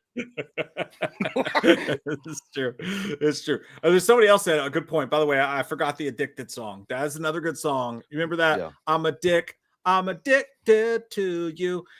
They were the most rip-off Blink band of all time. But like, no one really minded. It was like, you guys are cute. It's fine. Oh, dude, you remember? I know you guys do. The Puddle of Mud lead singer. I can't remember his name. Oh, I saw that. Did you see that? Talk about a fucking spiral that never gets out of the downfall. Holy shit, dude! Like, that guy got picked up. So the lead singer of Puddle of Mud, I think last week, got picked up for domestic abuse and something with drugs related to drugs. I mean, weird. I would never have thought. She fucking hates me. Yeah, she does at this point, 100%, and not just her, probably a lot of people. La la la But la. but in a way, I mean, I was like, it's so weird to look at that. That guy did have a great voice, like he did, like honest to God, back in Puddle of Mud days, like when they were like still relevant, he was a good singer. And then obviously the Nirvana fucking crash out, one of the worst, cringiest fucking performances I've ever seen in my life. Yeah. And then all the drug and alcohol abuse. But yeah, that guy, I hope he turns his life around, dude, because I think he's only like 56 or 57. Yeah, only. Yeah, he looks like 87, but he's up there. Well, dude, so several actual trash ass performances. There was one time he went on stage and he saw some guy in the crowd. He was like, "That guy stole my fucking house." Oh yeah, and like started screaming. He got beaten sacked by the fucking police. Like they had a SWAT team called because he wouldn't get out of his fucking car at a traffic stop because he had a warrant. Like that guy is going through it. So I hope he figures it out. There was a good story. By the way, the guy on Eve 6 has a Patreon that I follow. Because they put their new songs and stuff on there. But he had a story about that. He was like, the fucking record exec wanted me to write a song for Puddle of Mud because they were just getting big and he needed them to have like a Nickelback type song. So they brought in the guy from Eve 6 to write. I thought you were saying he asked you to write it. It was like, you should have done it. No. I got you. I had a friend who did country music that asked me to go to Nashville with him to write songs. I did not go. But they had him write the song with Wes Scantlin, yeah. And he told the whole story about it, and it was actually a pretty endearing story. It's like, because we went in there and I wrote the song and I showed it to him, and he went to play it and he's like, he could not sing it. Like he could not sing the song. Like it was just terrible. And every time we would go through it, he just could not get the notes. He's like, but he never gave up hope. He was always like, just give me a second. He was like, he started downing Jim Beam. Did it work? Like just eventually he's like, so first there's like, so many Jim Beams in, and then he was like, no, I'll get it. He's like, I'm not giving up. And he's like, at this point I was feeling bad. I was like, we need to stop. He's like, wait. He's like, he gets up, leaves the studio and runs around the studio in the middle of the night like 8 times, like takes off running, comes back breathing heavy, downs another Jim Beam, and just does the song in one take and fucking nails it. And that song is actually on one of their CDs. Like I don't remember which one it was, but Morbid Metaski he's 52. Yeah, so I was off for but still. Yeah. But yeah, that's cool. I mean, sometimes the golden juices can unlock things for him. So, I guess it works. I mean, that's not always the case for everybody, but if it works, it works. Well, they had a terrible show like a week or so ago. And apparently it was just like the Nirvana song. It was like really bad. And he goes on this like rock feed or whatever. And he's like, my old bass player came to the show. And it's like, what happened was he roofied me. He fucking roofied me. So I went on stage and I had to finish the set. And it's like, dude, at this point, you're losing a lot of goodwill. I don't open the Yeah. I was like, you have ruined your performance. Do not ruin mine. And I'm just queen. By the way, listen, guys. If you guys don't know what we're talking about, because it is literally, I think that's probably on a Try Not to Cringe compilation. The Wes Scantlin Nirvana live mic open, like acoustic. Bad. Look at his fucking guitar player watching him. And he's like, dude, his face is like it's like, oh my God, I'm literally watching my livelihood go down the fucking toilet. Because this guy, he was hammered drunk. He was trying to sing this song in the worst possible allegedly way. No, dude, not allegedly. My dick hole like that. I don't want to get sued. Oh, well, by Wes, he's got a lot of problems going on. He's got that's kind of the point. Either way, I don't know, but dude, he'll beat you out front. Be like, I heard you was talking shit about me. Yeah, I fucking hate you. I tried too hard. Let me just get my voice down here deep. Hey, Blurry still makes me cry. That's a sad song. Dude. I think the guy's talented. I think he's a talented guy. I think that it's really sad to see what drugs and alcohol do to you. And I mean, I'm sure he's had a really rough go of it. And I hope he turns his life around. But damn, dude, like you got to do something at some point. At some point, you got to, the bottom. When you hit bottom, you got to be like, oh shit, I've hit rock bottom. I've got to climb my way out now. Now I have to find the fucking video. I can only play like 2 seconds of it because we'll get hit. Oh yeah, Holly is so cringe. It let me sink into myself. Yeah, it's bad. It's one of the worst I've ever seen in my life, dude. Okay, you guys ready for this? Just in case you don't believe us. And by the way, let me just say this as someone who was in a band for a while, and had awful fucking performances at times. I'm not saying that to be cool. All right, I'm saying like I've been there where like you've tried to sing and you can't. So I do get it. But yeah. No, this isn't. I don't think this is it. Oh, this is 100% it. I promise you. Well, I thought he was. Oh, this is bad too. Oh, okay. It is. This is it. You can tell by the face. You can tell by the face. There's another one where he was on stage in front of a live audience doing it too. Oh no, this is just the this is the main one though. I can see you every night. Right. Oh. Yeah. See if I get another. You can tell by the face when it's gonna. Okay, here it is. Oh shit, dude! Oh shit, dude! That cringe went all the way to the ball sack hole. Yeah, that's fucking rough right there, bro.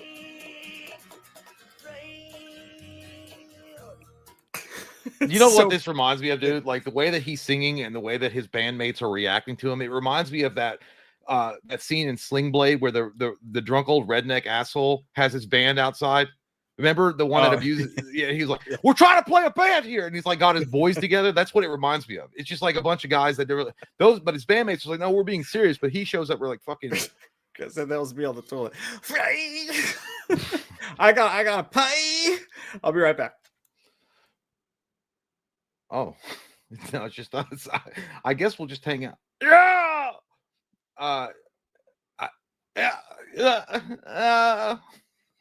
I guess we'll hang out. Hey, take it or leave it. Yeah, that was really bad. That was a really, really bad cringe. Extremely bad. Tell me that's not a Beavis and Butthead episode. No, dude, it's real. It's real. And there actually, I think there's another one too that's really bad. Like if we could get away with showing the entire video, without a doubt, we would all do like a try not to cringe video. But I mean, they would like immediately strike it. So let's not do. I love you, Kyle. Hey, gotcha. Hey guys. So by the way, so I did, like I mentioned, I beat Doom 2016. Amazing story, great times, good times, had a great time. Moving on to Doom Eternal. I played about maybe 30-45 minutes of it. Man, it feels like it's cool. Like it's I'm having a good time so far. But it feels like such a departure from Doom 2016. It feels like an online game, even with the campaign. I think you can play like a multiplayer aspect of it, but I don't know. Just I don't know. So far it's not impressing me. I should say the combat's fun, but the story is kind of like whatever. Kyle says, Jay, hey Chin, tonight's new Assassin's Creed game dropped for me. Oh, Assassins. I think the last Assassin's Creed game I beat was the third one. With Connor, which is a great story, cool times. Did you? Tomo's like saying, did you hear Shadows got leaked? Yeah, I did. I know, and it wasn't great for Ubisoft, and they weren't very happy about it. I know. I heard about that. Not a good time. You saw your I could literally hear Memphis and Katie talking. Hey, just listen. Everybody, be quiet and just listen. A suburban family in mid-20s. It's really loud. Like Abby, your mic picked up everything for a second. Yeah, it's got a loud. It's got a loud. Oh. It's got a big range. Yeah. By the way, yeah, that's a good. I forgot about that. Somebody said, Jay, did you see the new MK? No, Cody told me about it. They released some new MK photos. Yeah, it's just it's what's his name? Carl Urban Sexiness. It's Johnny. Dingo, badingo, badongo. Hey, hi. I can't make it big. I've never had that problem before, but yeah, no, like right there. That's Katana. That looks sweet, dude. It looks like a good Johnny Cage to me. Yes. Cody was like, yeah, it just looks like Carl Urban in sunglasses. But what do you want more? That's fine. They fixed his hair up real nice, though. Look at his hair. His hair looks great. That's Johnny Cage hair, you know? here's the thing: we got Liu Kang, that's Jax, and I'm assuming Sonya, and now we got Johnny Cage. I hope and I pray that the entire movie is centered around Johnny Cage and not that piece of poop Cole. That's the key. I hope That's the key. But if it isn't, I don't know. I don't feel like that's a strong move, Cotton. But we'll see. But that looks great, dude. Carl Urban is pulling it off. He's pulling it off. I like Clinton said it doesn't look like Johnny Cage to me. I think it looks just like Johnny Cage, man. I feel like it's an older Johnny Cage, and like maybe not like a young, like I mean, I know that everyone would say the Miz would be a perfect Johnny Cage, and I agree with you. God, no. In some like as far as aesthetic, but the Miz, I don't feel like you don't know if he can act. Like that's what I'm saying. Like you don't know if he could actually do the job as a good actor. But this looks like an older seasoned Johnny Cage, which I'm fine with. Yeah, I think he looks great. I think Carl Urban's a great actor, and I think he can sell a ketchup popsicle to a woman in white gloves. So I think he's going to be able to do it just fine. He's a little older, sure, but he looks young there. I mean, taking the beard off adds took away like 10 years from him already. Mm-hmm. And then there's also Katana. Looks good. Looks good to me. I think I'm with Jay though. The only thing about this movie is, can you please just focus on Mortal Kombat and not bring in a new character who's like a UFC fighter? Like Jesus fucking Christ, man. I don't know why they did that for it. And the only reasoning behind it for me is that they wanted to make Cole the vehicle for like the audience to follow through. You know, like because you know what I mean. Like it would involve.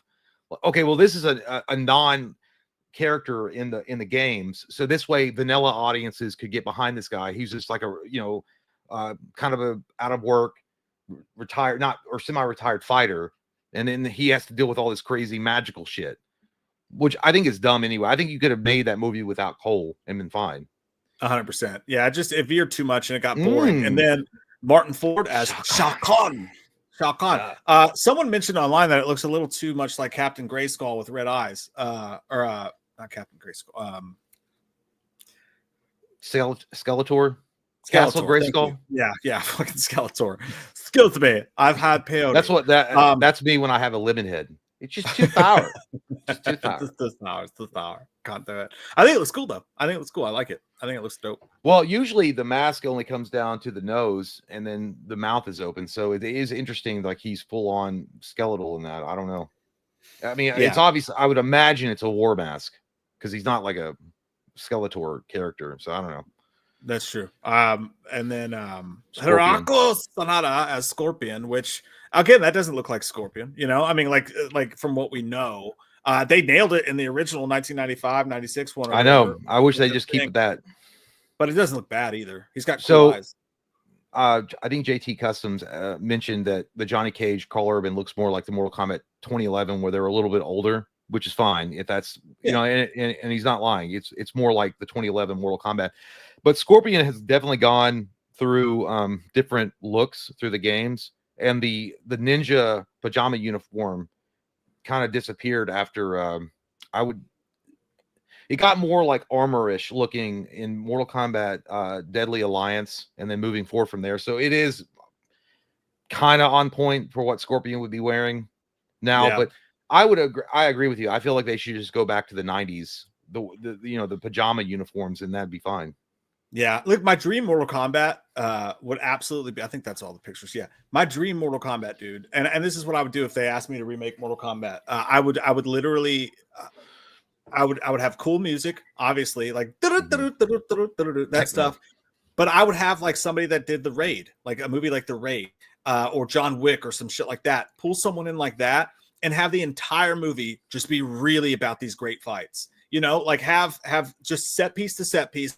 Get from one great fight to another great fight, really focus on the fights, and just make the story minimal and just make the fights amazing. And I think that would crush, too much story. I feel like and I don't even like him, but I feel like Paul Anderson did a really good job balancing that in 1995. Like he gave a good story along with like good action sequences. The best action sequence was Reptile and Liu Kang, without a fucking doubt. Like that was the best action sequence of the movie. And but if you use today's technology to do that, I think it'd be rad. Yeah, and someone Deshaun Cheney says no, that would look ridiculous. Now I'm assuming you're talking about having pajama ninjas. No, it wouldn't. Pajama ninjas never go out of style. That would look amazing. and they can make them like leather. They could do something with them, but yeah, maybe what it is like some of these action directors don't want to do it because there's a stigma involved with it. They're like, nah, that just seems like too circusy for me. Like that's why they won't do it. I feel like you can tell a good story with Mortal Kombat. Mortal Kombat has a really weird, convoluted story, but I feel like if the writers from the original Mortal Kombat movie in the 90s could do it, you could find a writer that could make sense of the story and give it at least a decent 1.5 hour story that would condense it. Yeah, 100%. Like great fights and great sets too. Find a way to make the background super fucking dope and badass, like Cosmos Panatos type shit. Tomo says a story they keep rebooting. What, Mortal Kombat? I don't think they keep rebooting. I mean, maybe in the games. Oh well, in the games, maybe. Yeah, that's true. Well, in the games, I feel like what happened after Armageddon was like everyone died, and they're like, "What the fuck do we do? We killed everybody." And they're like, well, "I know." Wring out your wet panties. I got an idea. We'll do time travel. And they worked because Mortal Kombat 9 and then I feel like that works. That's fine. But as far as a movie goes, telling that story, I feel like that worked. I feel like the 90s Mortal Kombat movie was like, again, that's a tall order to tell that story on a limited budget. And they did a pretty good job. So better than Street Fighter with Jean-Claude Van Damme, which was a fucking god-awful movie. And allegedly, I think they're doing another one of those again at some point. Mm-hmm. I think I heard that in the news. Maybe the Rocka Rocka guys were supposed to make a Street Fighter movie, which would have been interesting. I don't know where you left off on the super chats. Did you get Sean Higginbotham? I didn't get it. Okay, Sean Higginbotham, which is a good man, sent a package to that man. Oh. I did. Says, hey guys, I speak for everyone when I say just give Michael P the D already. Anyways. Remember, what he means by that is dynamite conversation. I thought he was meant dinner. Remember the big I'd love to have Popeyes with you. Some dinner. Remember the big bad Beetleborgs? I do. Guys, I never got into Beetleborgs, man.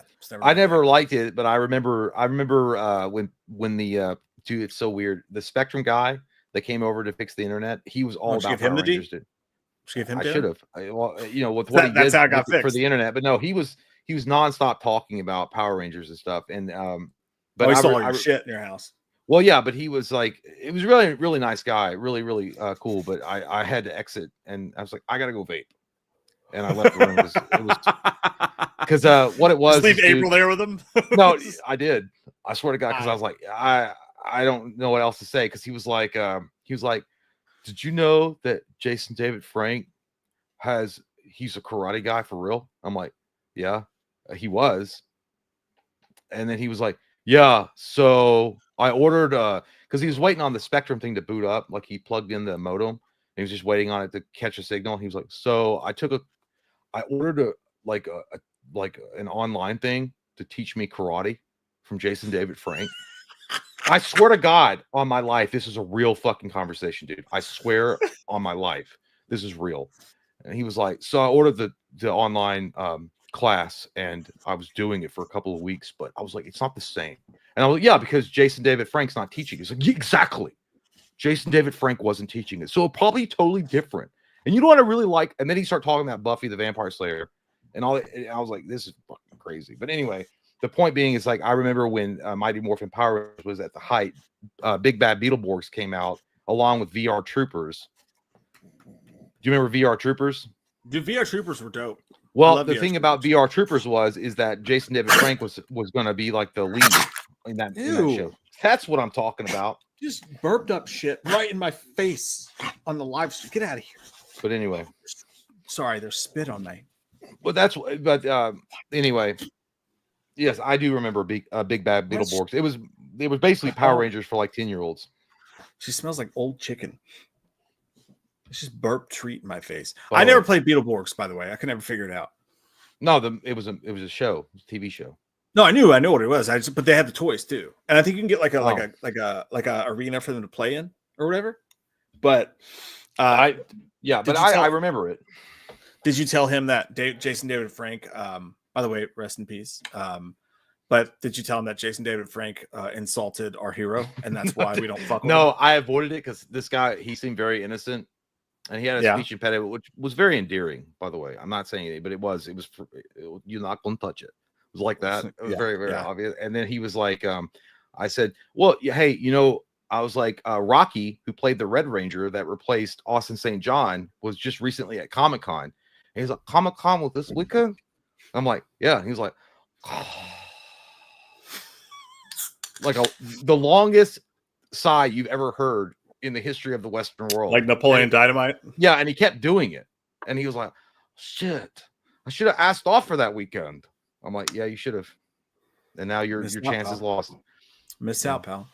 But then I could only talk about the fucking Power Rangers for so long because April kept looking at me and shit. I'm like, I don't know what to fucking do. Like, I mean, he keeps talking about it. I know about it. I don't want to keep doing it, so I'm gonna excuse myself for a date. Jay's like, I'm off the clock. All right, I'm off the clock. I'm trying to get my internet fixed. Well, I swear that's exactly what I wanted to say. I was like, dude, just check the fucking signal.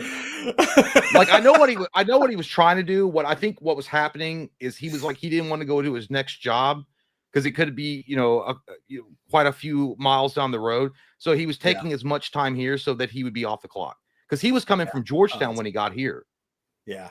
Well, so it's weird, dude, when people come over to my house to fix stuff or whatever, like the guy was here for the AC today. I have the gigantic, you can kind of see it there, on the wall. Probably see my wife here as well. But like, the giant, we watched a movie there, right? So way too close to my face. I don't like that.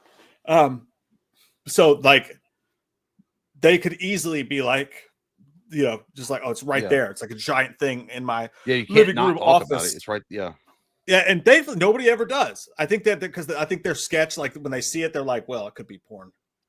We watched this guy's guy. That's true. You don't know. I knew it smelled like baby oil in here when I walked in, but I didn't want to say anything. Yeah, Thor's like blocked away and like trying to eat their faces, and they're like, I don't know what this guy's into. Nobody ever mentions it, which I always find weird. Like, and I got all this shit in here, but nobody ever says. But I think I think people who come to work like on ACs and stuff like that, like I think they probably have some sort of rule that like, hey, don't talk about their house, don't mention anything. Probably because like most people don't. Yeah, I can see that. But you know what the weird thing is, and again, this guy was very sweet. He was a very nice guy. We left a really good review for him because I told April after we left, I was like, hey, I'm gonna leave this motherfucker like a 25-star rating. Like whatever survey, give him the highest rating. He was really, really nice, really sweet guy. Yeah, and he got the job done.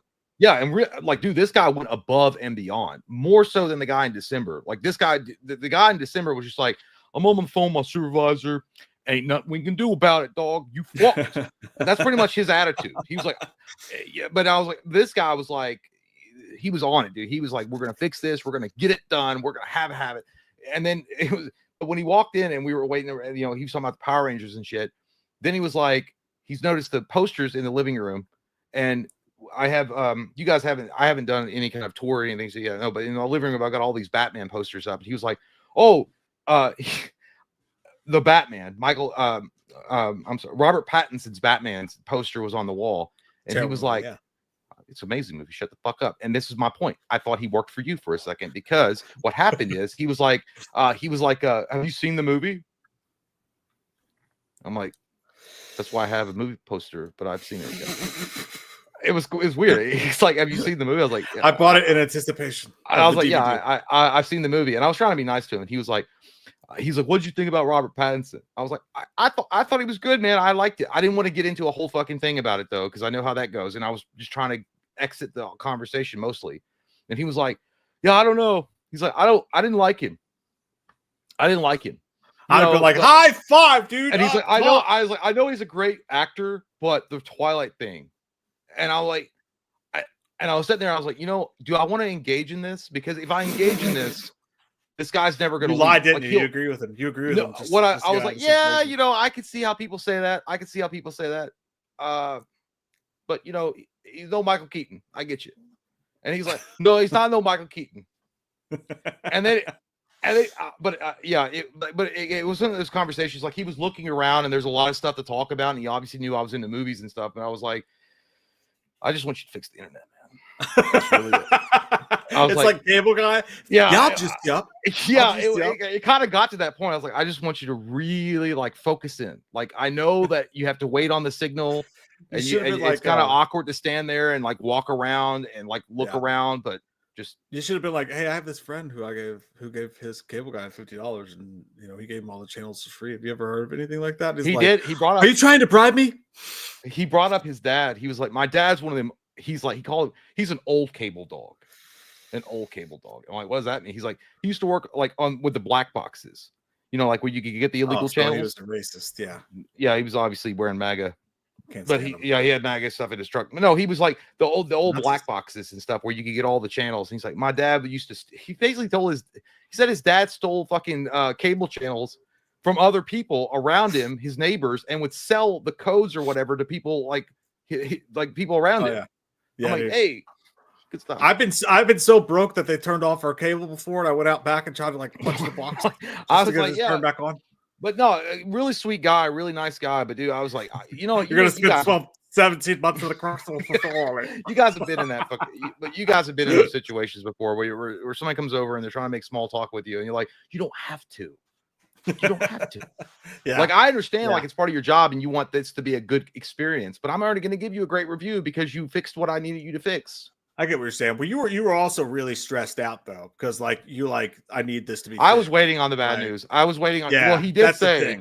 Well, he did tell me he was like, he said he was going to try something. He's like, if this doesn't work, I have to drill, and if I have to drill, it's going to be way up here, like way above. Yeah. So you were in an intense stress environment. But I was like, well, my property manager. Oh, do you like the Power Rangers? And you're like, I don't want to talk about fucking Power Rangers right now on the internet. Yeah, the Dragon Sword's great. What the fuck about my internet? But no, he was like, and I was like, well, my property manager's here, so she'll be able to approve or whatever. He's like, I really don't want to talk to them. No. And I was like, well, you better make goddamn sure that you can fix this internet, then, because you don't want me to get in the front office involved. But very sweet guy, very nice guy, and and by the way, he had a speech impediment, and the reason why I even do it sometimes is because when I tell a story, I'm trying to be accurate to the story, and I can't help it. I try to match how that person sounded. It's not because I was making fun of him or whatever. No, he's a great, sweet guy. Yeah. But I don't want people like, oh, you making fun of. No, I wasn't. No, that ain't me, dog. That ain't me. What? Okay, hang on. Jonathan, what is excellent, sensational, sensational. Okay, no, I screwed it way too far up. My bad. We also got Zumo now. What the fuck is Zumo, dude? It's like you get like TV shows, like a cable channel, but you only pay like $5 or some shit a month for it. It's like a little box. Little box? Little boxy box? Mm-hmm. Jonathan Clan said, Happy Paddy's Day from a small town in west of Ireland. Love you guys. From Ireland! All right, Jonathan. Thank you, man. And to you, we drink. Thank you, dude. Mott's apple juice. Good times. I don't have any more apple juices. I have to go get them. It was a wonderful party. Sean Higginbotham says, really, guys, when y'all going to sell out, turn heel? I was already on the way. I was at that comic book store the other day, and I saw all the shit I wanted to buy and couldn't afford it. And I was like, I'm going to start showing my dick. I'm going to do it because I want these comic books. The turn heel would be so easy to do because it would actually be the easiest thing in the fucking world. But I don't want to do that because then you open the floodgates up to every asshole under the planet, and it would be awful to fucking stream because it would be like every day. Just start talking about woke shit. Talk about, well, no, if you literally just open the door and all you do for 3 hours a time is talk about politics. Woo! Oh yeah, you could do that. There you go. That's one way to go about it for sure. Tom and John, I hope that you're not named after the surgery because that ruins a lot of baseball seasons. Speaking as a Braves fan, I know. Says watch your stream and tugging the pics of my stepmom. That's what we're talking about. Good job, man. Hey, it's one step above of our buddy who's always trying to bang his mom. JT Owsley. Yeah, one step above JT. At least he's your stepmom. So we're moving up in the world there. Moving up in the world. Gonna be says, I paraphrase Cable Guy Mike and Jay with a comment. All time. Thing. Somebody I played volleyball with, I was like, you got to watch this movie. And they were like, I don't really get it. And I was like, it's fucking funny. You got to watch. I was like, well, just watch it again. You'll get it the second time. I swear to Cable God, Guy, it's the funniest fucking movie ever. It's one of those, it's definitely an acquired taste because not everybody's going to be on board with it because it's such a weird Jim Carrey movie. So good though, dude. So fucking good. Avery Sideroth says, I noticed TCM prequel 2006 retcon the remake. The beginning, retcon 2003. The slaughterhouse is open in the remake with live cattle, but the prequel said it closed in 1967. Hey, that's what they call shitty writing. You know what I mean? That's what I heard. Mm-hmm. And I'm not saying it's all shitty writing. I like both those movies somewhat. Beginning was 2003. But I don't even remember 06, to be honest. It's been a long time since I think I watched it and then I forgot about it. Well, that wasn't the ones like, get the chainsaw, cousin. No, that was 3D. Yeah. Oh, God, Alexandria Daddario, great actress. Just an amazing actress. But huge kajangas, but also a great mom. That's not what I was just saying she's a great actress. So I was just trying to emphasize that. I don't know why you're Courtney Reed, by the way, TCM 2003, number one. It is number one. Get out of here. Well, the original is the best one, but no, it's not. I mean, I got to change my battery. Okay, so you just shit. I gotta go. Apple juice time. I'll be 2 seconds. Give me 2 seconds. Okay. All right. I will wait. I don't know where we left off on supers, but that's okay. That's okay. We'll talk.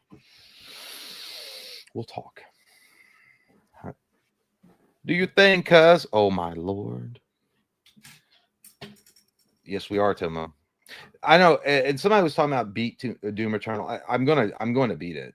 I'm going to play it and beat it. I mean, because I'm trying to get ready for Doom Dark Ages is the reason why. I go through these phases, dude, where I get really into a game series, like, and then I hyper focus in on it. So, if it's like Halo, I got to play all the Halos. I know there's not going to be any good Halo games for a long time. I mean, but I'd play them all. And then I saw the trailer for Doom Dark Ages. And I'm like, man, I kind of want to get back into that.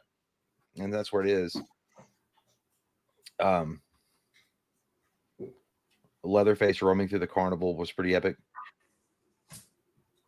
Jonathan says, I've never played a Doom game. Am I missing out? Oh my God, dude. That's like saying, I've never had sex. Am I missing out? What's the big deal? Fuck yes, you are. You've got to go and play some Doom.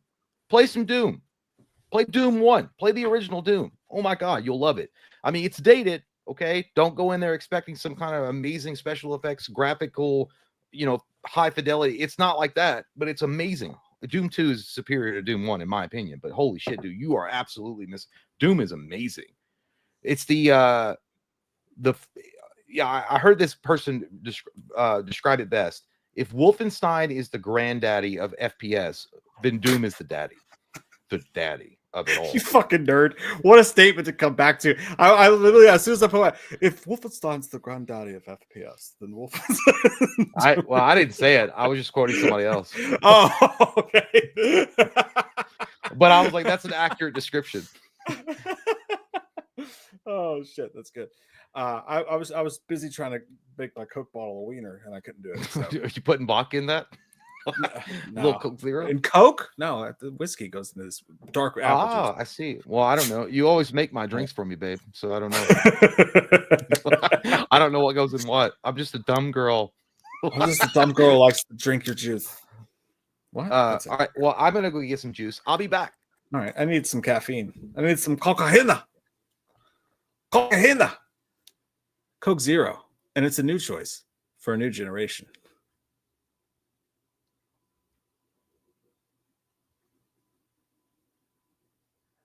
Cut, Steve. What are you guys doing? Hey, Irish whiskey is great. I love me some Jameson.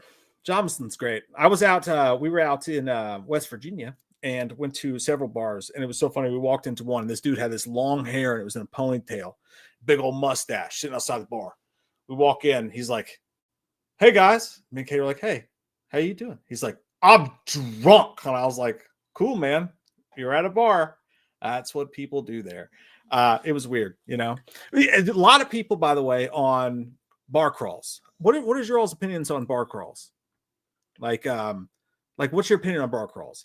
In my opinion, and we watched a lot of bar crawls come and go for the bars because we were trying to hit every bar and experience the town or whatever. We literally went to a bunch of them. But in my experience, it was just a bunch of people being really awkward together who didn't know each other. And with several of them being really awkward people who no one actually would want to hang out with, who was forcing people to hang out with them by joining a corporate event of a bar crawl.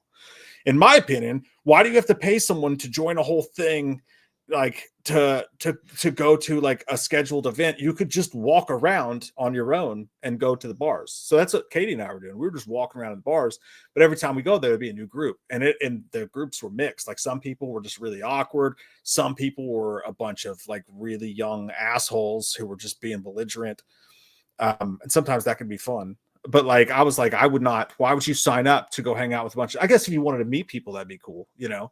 So I guess in that essence, it's good. I don't get why anybody else would do it, because it's like, you know, but I guess that's kind of the point though, Jordy. Like if you don't have friends, I get it, like because you can meet people there, but then it is a gamut, like it is a risk. Like I'm gonna go drink 12 drinks with a bunch of people I don't fucking know. This could be a nightmare, but it could also be fun. So you know, the more and more I'm talking about it, now I'm talking myself into it. But watching it happen, I was like, this is silly. Like these people don't look like they're having a great time. We're having a great time. They don't look like they're having a great time. But yeah, I don't know. Bar crawls, weird thing that we do as humans. Who's not having a good time? Let me know. I'm having a great time, Jim. Dude, there is one bar up there that's a rooftop bar. It's so fucking funny. We go in there, and on the fucking door, it's like we encourage outfits that have collared shirts and whatnot. And I'm wearing a backwards hat and a t-shirt, you know. I would win. I would win. But it was like, you know, no cut off tees or whatever. So, but we go in anyways, and you go up, you take an elevator up to the roof, and you go out on the patio, and it's a cigar bar. So like having not smoked an actual cigarette in like 8 months, you know, I bet it smells great up there. No, dude, it's actually awful. Like, because it's not cigarette smoke either. It's like it's just a bunch of weird cigar smells. It's like fucking hitting you. And then we go sit on the ledge of the bar, dude, and immediately my asshole was like I could feel the gravity sucking my asshole down. Does anybody else feel that way when you get into heights? My asshole starts to move in different directions when I get in heights, and I hated it. I thought you just had to poop because you smelled smoke, and you're like, it sets off the sensor. No, dude, gravity makes my butthole feel weird, and I get dizzy, and I feel like I'm gonna fall over. Like, I know I'm not alone in that. That's got to be someone else. It's got to be. That's a good way to describe it. Yeah, like heights make you feel like that. Yeah. There was no covers on the bars, anyways, though. Never. So I'd get it if you're skirting covers by doing the things. But yeah. Anyway, we did find one bar that was really cool on the other end of town, and they played they played nothing but like Creed and like Pearl Jam and like pop punk and shit like that. And we kind of found our place there and ended up hanging out there. But a couple of those bars just fucking weird, dude. Like you know, we used to go out. You go to a certain bar, like we're gonna have a great time today. We're day drinking, and you go in and you sit down, and you're like, oh, dude, this is a dark vibe. Yeah, there's moments where you sit down, and you're like, I feel like I'm in the Underdarks in Batman Begins. Yeah, yeah, which takes Bruce Wayne, and you're like, oh shit. Yeah, dude, one of them, this dude, the guy who owned the bar, there was like 3 people there tops. The whole bar smelled like, dude, it was just pure pine saw. Like they just scrubbed it down, and the dude was cutting up like cabbage on the fucking counter. He was like, "Come back tomorrow for St. Patrick's Day. We're giving away free cabbage patties or whatever the fuck it was." Sound like a mafia bar. It was Joe Pesci was back there, but it's like, just give me the fucking money and you goddamn toupee, go away. Huh? Yeah. Like, what? I don't get. I would love to own a bar. I couldn't because my alcoholism would take over, and I would just be a piece of shit. I would be on Bar Rescue, and John Tafferty would be like, "See, the owner's getting drunk while he's supposed to be helping the customers. This is outrageous." We made that joke like 10 times. Like Tafferty would be fucking pissed right now. He'd be fucking whether pissed. or not Bar Rescue is fake, it's entertaining as fuck. I don't know if it's real. I've heard it's not. I've heard there's a lot of scripted moments in that, which is probably maybe it's true. But dude, that's some of the most entertaining shit I've ever watched on TV. Oh, dude, it's so good. Hey, a bunch of people talk about my butthole. Like I have a loose butthole because I feel weird with does nobody else feel that? Come on. You guys don't feel that? You don't feel a tingle in your butthole when you get I always describe it as like my stomach going up or like my wiener like retracting into my ball sack, but it's the same thing. No, it's like, dude, it's my balls. Like, get down. That vertigo feeling hit you. Like yeah, it sucks. Can't believe I'm alone in that. No, you know, in that scene in Cliffhanger when at the very beginning of the movie where Stallone is like dangling at the, between those 2 basins and that girl's hands is slipping. Dude, that always makes my butthole tingle. Like it's like, see, like, but even though the special effects didn't look that great, but just being the idea in your head, like you're that far above every living human being, and you're straddled between 2 mountain peaks, and your hand is slipping out from the guy. Oh my god, dude. Yeah, dude. Even if I step on like a tiny step stool, I'm like, ooh, I don't like it. It's not a good feeling. Yeah. I guess I'm alone in that. Whatever. We're all weird. We're all different. We're men who do things together. John Taffer. I keep on saying Tafferty, like because maybe I just Taffer. want You're yeah, I right, though. just want some Great fucking candy. show. I love that show. Amazing show, dude. Byron Hansen said, "Who would you have the best chance of survival with? The Creeper, Pinhead, I'm assuming, Saw, if you're in the trap with Jigsaw, and Freddy. Also, Ric Flair threatening Cena if he tried to win his Bounty of the World title. Saw, I guess you're watching Raw. Saw is a mid-series. Like, best chance they brought of Flair survival. back out? Holy shit. Freddy's definitely not your best chance. You're fucked with Freddy. You have to sleep. You're dead. It's over. That's why Freddy's one of the scariest. Pinhead, you're fucked. You're not escaping that. Dead. All right. No more deals, girl. You're not making a deal with him unless I'd be like, I have this guy I do this YouTube channel with, and sometimes he says shit that's really appropriate. If you guys just go get him instead, that'd be great. But I don't think it would work. I'm not doing that. No, I don't play with boxes. So. The creeper would be tough. It's basically between the Creeper or Pinhead or Saw. Yeah, I feel like there's only one real answer. I think the only one you have a chance with is Jigsaw, because at least you have a fair shot of winning. You just got to do some fucked up shit to win. Like you might have to do something really gnarly to win to show if you want to survive. So at least it's fair. The Creeper will hunt if he smells your Johnson and he likes what he smells, he will eat that dick off. It doesn't matter where you run, he will track you down and eat that wiener. Pinhead, you fucked. He wants to shove chains up your butthole and make you say, "Please, Daddy, can I have some more?" after you're done with it. And then you have and then you got Freddy too. On top of that, Freddy, like Mike said, you got to sleep. So at the end of the day, it's going to be Jigsaw because he's the only one that will give you a fair shot. I'm actually I see what you're saying. You're absolutely right. I'm still taking the Creeper though, because I don't want to have to go through one of the Saws, dude. When they cut your wrist and like, well, yeah, but I mean, at least you know it's a fair game, because if you do win that out, you can. He's not going to kill you when you get the key or whatever. Right, but with the Creeper, I have a chance to escape unscathed, and I'm going to take my shot. I'm going to take my chances. I'm going to escape. I don't know, because he hunts down whatever he likes, he smells, or whatever he smells he likes. He won't stop. I watch Predator, dude. I'm going to rub around. He's like P. Diddy. If he liked it, nothing's gonna stop. Running down the hallway. That's a good one, though. That's a good one. Hey, I want to put up a poll for that one. Hang on. If you want to read Lee, question. By the way, thank you, brother. If you want to read Lee's thing, I'm going to put up a poll because that's a good question. That's a good question. By the way, it's a great question, but I don't know who I'd be afraid of more, Pinhead or Pinehead. How you spelled it? Because Pinehead makes you smell good after he fucking violates you. Like Pine Soul. But I know you're read the super chat, Jay. Oh, I God. Lee, thank you so much, dude. What a champion you is. Says, what do y'all rank all the Leprechaun movies? I would love to see Warwick Davis play Leprechaun one more time. I would be good. Ha ha. Well, here's the thing. To be honest with you, the only movie I remember of the entire Leprechaun series was the first one. And it was a decent film. I never watched that shit again ever in my fucking life, but it was all right. Like, it wasn't bad. It was before Jennifer Aniston had a nose job. I don't care what she says. She totally did.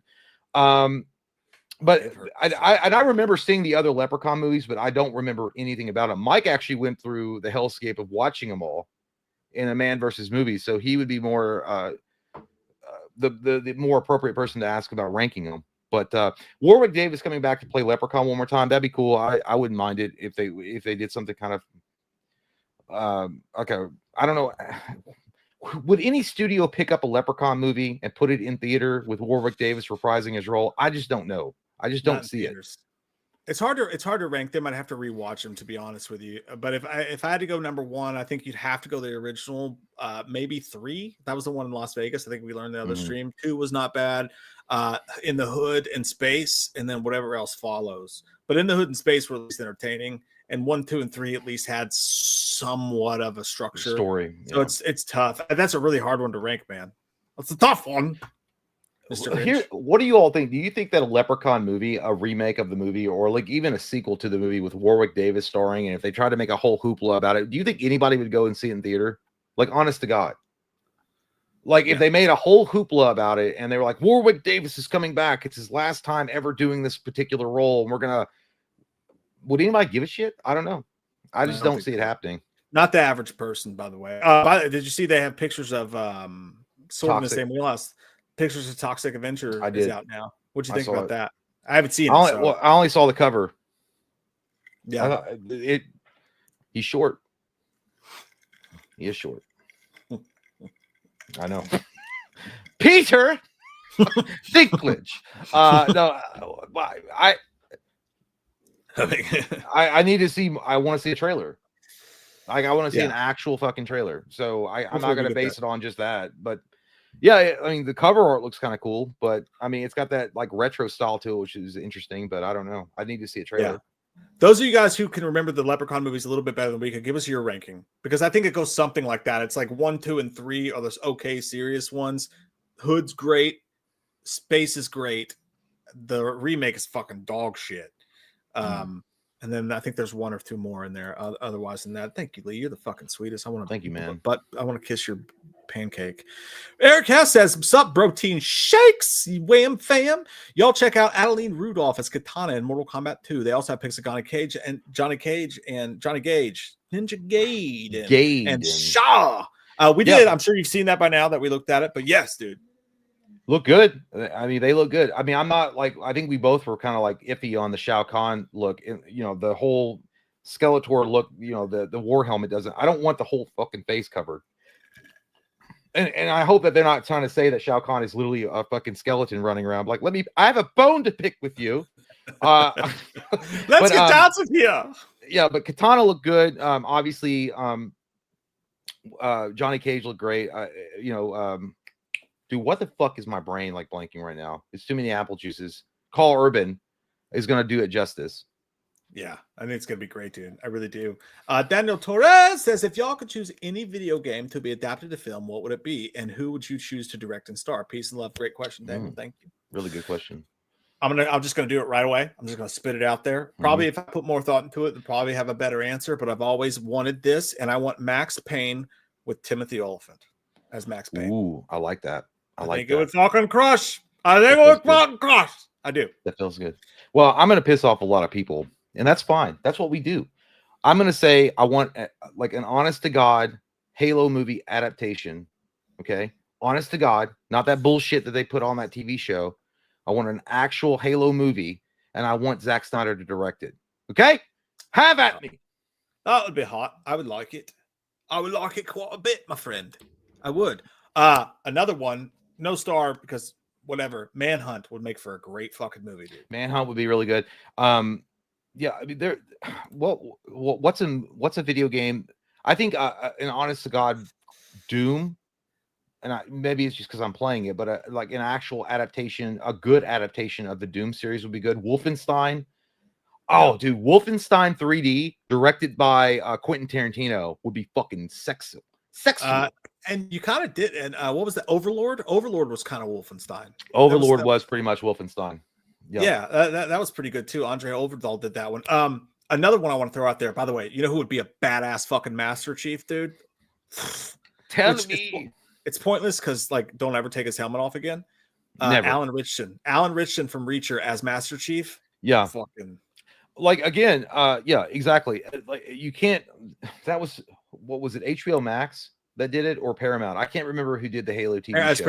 Paramount. Fucking one of the most garbagey things that you can do. One of the biggest drawing points for John Spartan 117 was the fact that he never showed his face. Other than, you know, there was a lot of other things that obviously drew people to him as the hero or whatever, but no one ever saw his face. So you could pretend that he's anybody behind that helmet, right? And then they show his fucking face, and then they double down on it, and they keep doing it. Yeah, it's so dumb. It's like to me, it was like watching Batman walk around half the movie with his mask off, or watch Halloween 2 with Rob Zombie. You know, like stop it. And the fans said one thing. It's the same, dude. Like the company that just made Joker 2 is going bankrupt, and it's like good. Duh. Good. Like everyone told you this was fucking stupid, and you were too big for your britches. Like of course you're going bankrupt now. That's what happens. Another movie that should have been made, Siphon Filter with Tom Hardy, would have been great. Would have crushed. Dude, Siphon Filter was an underrated fucking game. It was so good, dude. So fucking good. Bright guy. Hey, Mike, have you ever seen Louder Than Life Festival around your way? I found out too late, or else I'd be there for Avenged Sevenfold. My goat. I was listening to them when I was cleaning the kitchen today. I was scrubbing the counters, listening to. It's a fucking great song. No, I've never been to Louder Than Life. I'm not a festival guy. I was just talking to my wife about this the other day. I'm so old. We went to the first Rock on the Range in Columbus, and even then, like 15 years ago, I was too old for it then. I like to just go see a band and really enjoy it. There's something about having to stand in the fucking heat around a bunch of people high on mushrooms for 12 hours that just ruins the experience for me. If I went to another festival again, I would Klarna that bitch, get the VIP tickets, and have like the private balcony tickets. Yes, I need to I have padded seats to sit down on. Yeah, that's what I felt when we went, dude. My knees won't do it anymore. It just won't do it. Like when we went up to Riverbend to watch Creed, and that I didn't know the seats were like that. It looked like a goddamn like the Senate meeting in Star Wars Episode 3, real fucking tight, and it was all this shit. And then she's like, I was like, "Where's our fucking seats?" And she's like, "Oh, it's in the middle." I'm like, "Are you fucking serious?" Like I've got to body dive onto people and have them carry me to my seat. And that, dude, it was one of the worst experiences of my life. I'm like, I need an outside seat that's padded so I can sit down and enjoy the show. And that's just 3 bands, dude. Imagine fucking 50 bands. Imagine sitting there from like noon until 12 p.m. to finally see the bands you want to see. Like, it's too much. I would be like, noon to 2, and then I would be like, I'm gonna go back to the hotel to vomit because I've drank too much. Yeah, like my liver can't handle it, man. But no, they've had some great lineups there for sure. I'm really I got my fingers crossed. I've got my fingers crossed. There's a small chance I might be going to see Brand New next week in Newport. What's I don't get this because you mentioned them last time too during a live stream. What's the controversy around them? He did some fucked up shit, and to be fair, he did. The lead singer. 7 years ago, it came out that there was some. Now, a lot of that stuff was taken out of context and blown up, and there's a lot of question as to whether or not it's real. He apologized for it. It had to do with younger girls that he was whatever. But he apologized for it. They stopped playing music. He went to therapy. He had a child die in the meantime. He's been through a lot of stuff, and they really they've been gone for 7 years. So it's I understand how people feel about it, but like it's like my top 4 favorite bands of all time, and I've never fucking seen them. So whatever. I'm really looking forward to it. Doesn't sound like they're so brand new anymore. Sounds like they're old. Don't tell me it's tricks. One of the greatest songwriters in the history of the world. A. Davis says, Daredevil Born Again. Thoughts? I like this direction. Definitely brings the old field MCU type Matthew Lillard for season 2. Yeah, I forgot. Matthew Lillard's coming for season 2. And there was, by the way, a little bit of news. And we'll stop and we'll review this episode right now. Yeah, no spoilers. Yeah. Don't you worry. But there is, from Daniel Rickman, an insider who's quite often right about what he says. Came out with a little news tidbit, by the way. He says that he hears that season 2 of Daredevil Born Again will focus on him recruiting a team to take on Fisk's anti-vigilante task force. And if Daredevil's recruiting a team, we might be talking fucking Spider-Man. We might be talking fucking Ghost Rider. Well, I would agree with you, but I feel like Spider-Man is too silver screen, so they're not gonna bring him down to do that. Even though in the comic books, of course, he's teamed up with Daredevil. I just don't see what's his name that plays Spider-Man now, Tom Holland, and Marvel contracting that out to have him swing around with Daredevil on a TV show.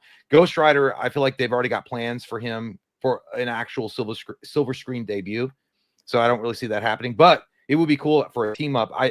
Because they already kind of did this with on Netflix, The Defenders, which I know most people didn't like, the Jessica Jones, Luke Cage, and Iron Fist, even though it was all right. It wasn't bad.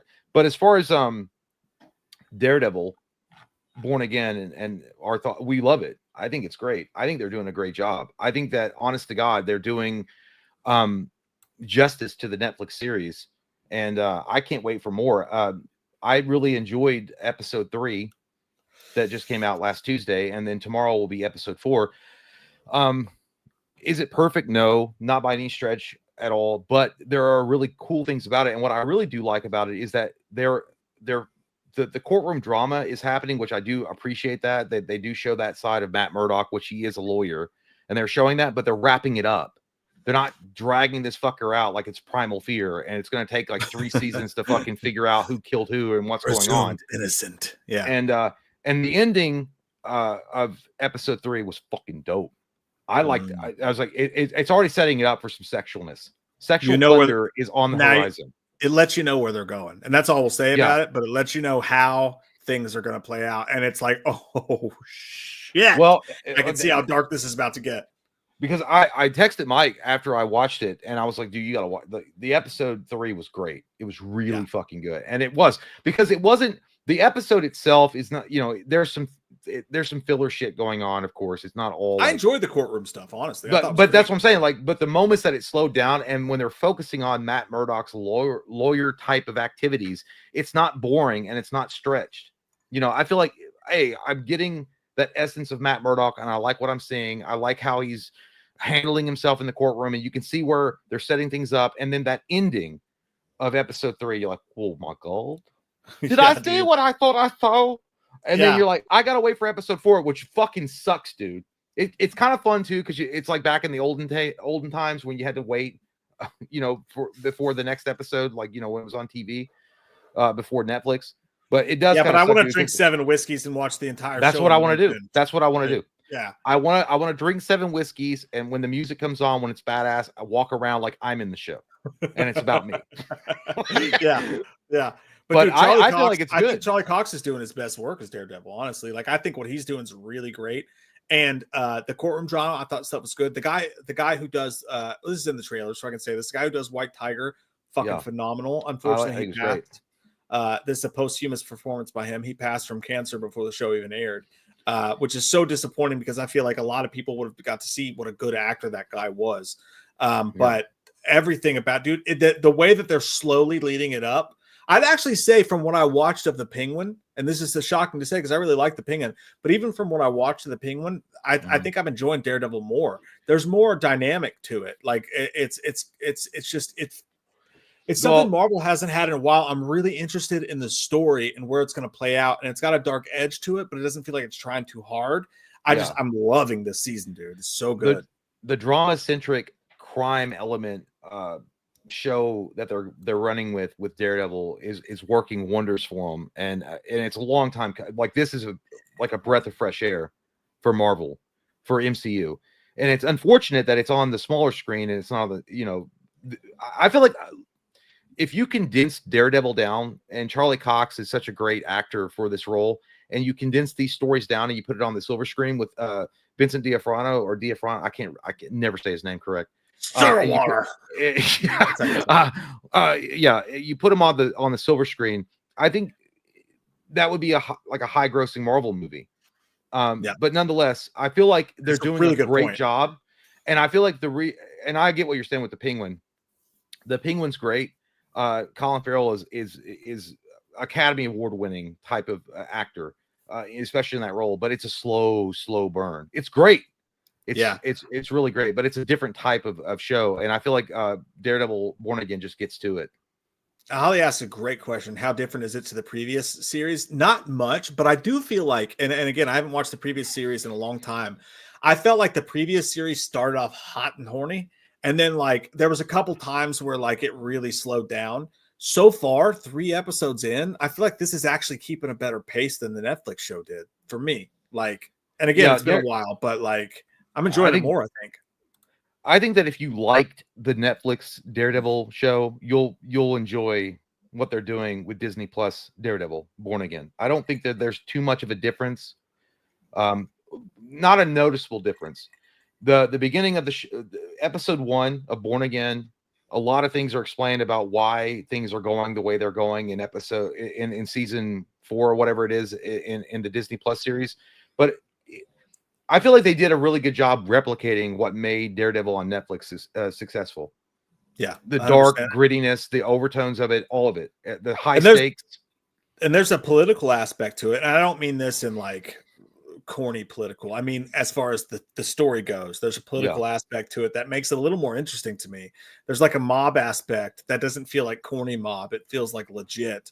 And like there's a lot of storylines going on at once, but it flows really well together. I'm really enjoying. Like I'm super. Like I said, the last stream we did, I'm actually looking forward to every episode. So I'm actually looking forward to seeing episode 4 on Tuesday, which has been a while since I've been like that hyped up for a new show. Yeah, 100%. I have to tinkle in the toilet. That's what I have to do. Okay. I gotta go. What do we leave? That's fine. Not JPEG. Thoughts on brand new Mortal Kombat 2 photos that came out? It's fine. We're at Kyle. We're at Kyle at 901, by the way, on the super titties. Okay, I found him. I found you, Kyle.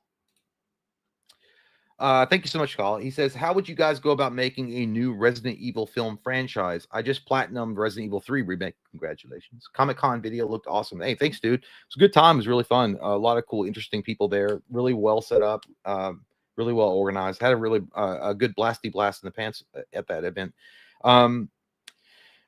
As far as like how would we go about making a new Resident Evil film franchise? Well, I mean, there is one on the horizon, but how I would do it personally, I would stick to the actual games, or at least the storylines, as much as I could, because the games themselves already tell a very intriguing story about Umbrella and what's going on with the bioweapons and why Stars is there, and they already have interesting characters.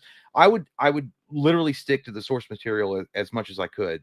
I would obviously add a little bit of flavor to it, but generally speaking, it wouldn't be that much different from the game.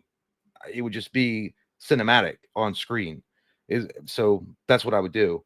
That's how I would make it. I would never. I feel like that's the problem with Hollywood, is like they take these video game franchises or these IPs and they just fuck it up because they're like, there's nobody that's going to sit in the audience and like this. That's fucking stupid. That's retarded. Obviously, these games are successful for a reason, and people would be thrilled to see this stuff realized on the silver screen. I mean, and that's what, again, one of the biggest travesties I think that us as cinema fans got robbed of is that George Romero was ready to go. Like it was going to happen. George fucking Romero was going to lead the charge with Resident Evil, and a lot of fuckery happened. You guys should watch that documentary, George Romero's Resident Evil. It's out on Amazon, and we got robbed. But that's what I would do if it was up to me. I would stick to the source material as closely as I could. But thanks, Kyle.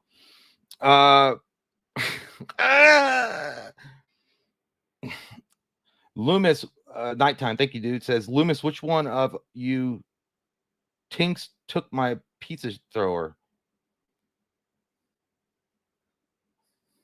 I can't hear you. Is that supposed to be like Twinks, but we're old? Like we're not Twinks anymore? I guess, or he couldn't put it in. I got face wash. Nobody, because nobody has a goddamn pizza thrower. You absolute stinky butt cheek. What does that even mean? I don't know. I like it. It's okay. Michael Parton says, dude, who did the first Annabelle also did MKA? Or dude who did the first Annabelle also did MKA. Mortal Kombat Auction? Mortal Kombat Annihilation? Annihilation. Oh, that makes sense. I had no idea. That's crazy. First Annabelle's ass. And so is Annihilation. So bad. Yeah, I didn't know that. Holy shit, that's crazy. We also got Bat Beast coming in. Hey, what's up, guys? Hope y'all having a great stream. Let's get it up. Yeah. Stu lives, baby. Legend has it the TV's also returning. Leon and Jill are also rumored to be the main characters in RE9. Fire. Hey, I'd be fine. Oh, the game. You mean the game? Yeah, the game. Leon Kennedy and Jill Valentine. Or not Jill. Oh, yeah, Jill Valentine. Yeah, of course. Yeah. What do you say, Stu? Legend has it the TV's also returning. I don't know what does that mean. The TV that allegedly kills Stu. This one. Oh, the box. TV already made it come back, but it see our TVs because he's alive. Sluts. That's right. You're goddamn. Well, here's if Leon and Jill are coming back as far as the main characters on RE9, that's great. I feel like I love Chris Redfield, but at the end of the day, I think that Leon is the more popular character. Let's just be honest. Leon Kennedy is probably more popular than Chris Redfield. It just is. It is what it is. I also think that Craig Eggers directed Resident Evil movie is going to rock. Shit, it's going to be exactly what we needed. I hope so. Turlington, and he doesn't flush, comes in saying, "Hola, boys! Bought a pair of green boxers with." It's Ola, you stupid bitch. What? Ola, not Hola. Why don't you just suck on my hola? Meaning my butthole. Hola, boys. Oh. Bought a pair of green boxers with the phrase "Kiss me, I'm Irish" printed on the wiener flap. There you go. Smart. Funny thing is, I'm not even Irish. Taste the rainbow. Wish me luck. Everyone luck. knows. Everyone knows that silly shirts and underwear get you laid. Everyone knows that. Don't true. do the "suck me beautiful" when she pulls on your short. It's science. It's science. We all know that, Dirt. Nicholas Boyce says, haven't caught a live in ages. How do you like Huntington? Good to see you, pal. The inner geek is badass. Does Jay still have the Mothman hat I gave him? I do. Did you call me a cunt? Dude, I knew I recognized. That's so fucking funny, man, because I saw the logo for the sticker Mothman, and I actually bought a couple of the stickers, and I almost bought the shirt. The Mothman logo, I knew I recognized it. It was from the fucking thing he sent you. I could not figure out where it was from. I literally have it. I could go get it if you don't trust me. It's not like I had a yard sale to move. I'm like, I got to get rid of everything.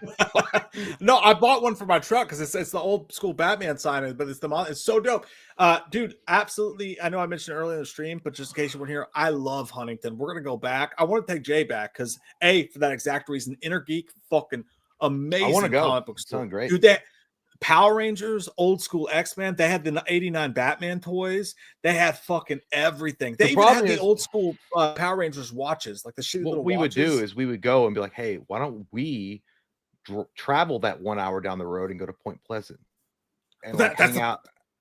That's the idea. That's what we're going to do. You stay, dude, it was perfect. You stay in Huntington. You go to the bars. You go. There are a lot of great places to eat. I can't remember the first place we ate at, but the food was fucking great. The coal miner. The waiter had a Alkaline Trail tattoo, and the best part is you barely get into West Virginia. Like you're barely into West Virginia, and it's on the Marshall campus, so everything's super nice. When you drive to Point Pleasant, though, you drive through, and I can say this because I was born in West Virginia. I have family there. When you leave Huntington, it's so nice and it's clean and beautiful, and parking's great. It's awesome. But when you go to Point Pleasant, you go through dirty West Virginia. Like you drive past the houses and there was nothing but like 3 Family Dollars on the way there, but and it stinks like Rocky's house. West Virginia is pretty poor. It's a pretty poor state in a lot of places, but like then you go to Mount Pleasant and it's a super sweet, nice little town. You park and everything's right there. Everyone's so nice, and they have the Mothman statues. They have all the cool Mothman. It's if anybody is looking for a fun weekend trip, Huntington and Point Pleasant is just an amazing 2 days. Like I could not recommend it more. It's so fucking fun. We should go and film it. That's what the entire fucking adventures. I kept telling Kay that I was like, we would have so many good times. Yeah, our soundtrack will be Blink-182, but it'd be great. We should go make the trip. Mothman Festival. We're going back for it. Nighttime says, have you seen Jim Carrey movie I Love You, Philip Morris? Jim Carrey blew a dude on a boat and then spat it into the ocean after he finished. So that's how you start to say. Well, now I'm going to watch it. That's how it. But holy shit. Talk about method acting. He really did it. I've never seen it, but I do remember like the cover or something. I never watched it, but hey, you got to do what you got to do to make the bucks in Hollywood. Yeah, it's him and Ewan McGregor, by the way. Him and Ewan McGregor. I've never watched. I love Jim Carrey. Never watched that one though. Dude, I'm really looking like I really want to rewatch. It's been years. I cannot wait to rewatch number 23. I don't think it's that bad. I think it's underrated. I gotta rewatch. I'm kind of weird on it. Like I like the number 23. I remember when it came out and people gave it shit because it was a different role for Jim Carrey. They kind of gave him shit before that with the Truman Show because he played more of a dramatic role. But I feel like he did a great job with that. The number 23 actually was pretty fucking freaky and scary. Like the idea that you can hyper focus on this one particular thing and then give into these schizophrenic type of ideas it's fucking scary. Kind of. And it kind of led me to believe that, man, Jim Carrey, honestly, and again, I'm not poo-pooing on Joel Schumacher, but if Joel Schumacher had actually been given free reign and not had studio interference, I think the Jim Carrey Riddler could have been really dark and cool if Joel Schumacher could have had free reign. Well, Jim Carrey proved that he could be a great serious actor in Eternal Sunshine of the Spotless Mind. He was so good in that fucking movie. Like, I think he was great in that film. He could be a good serious actor. Number 23 was kind of silly, but I still like it.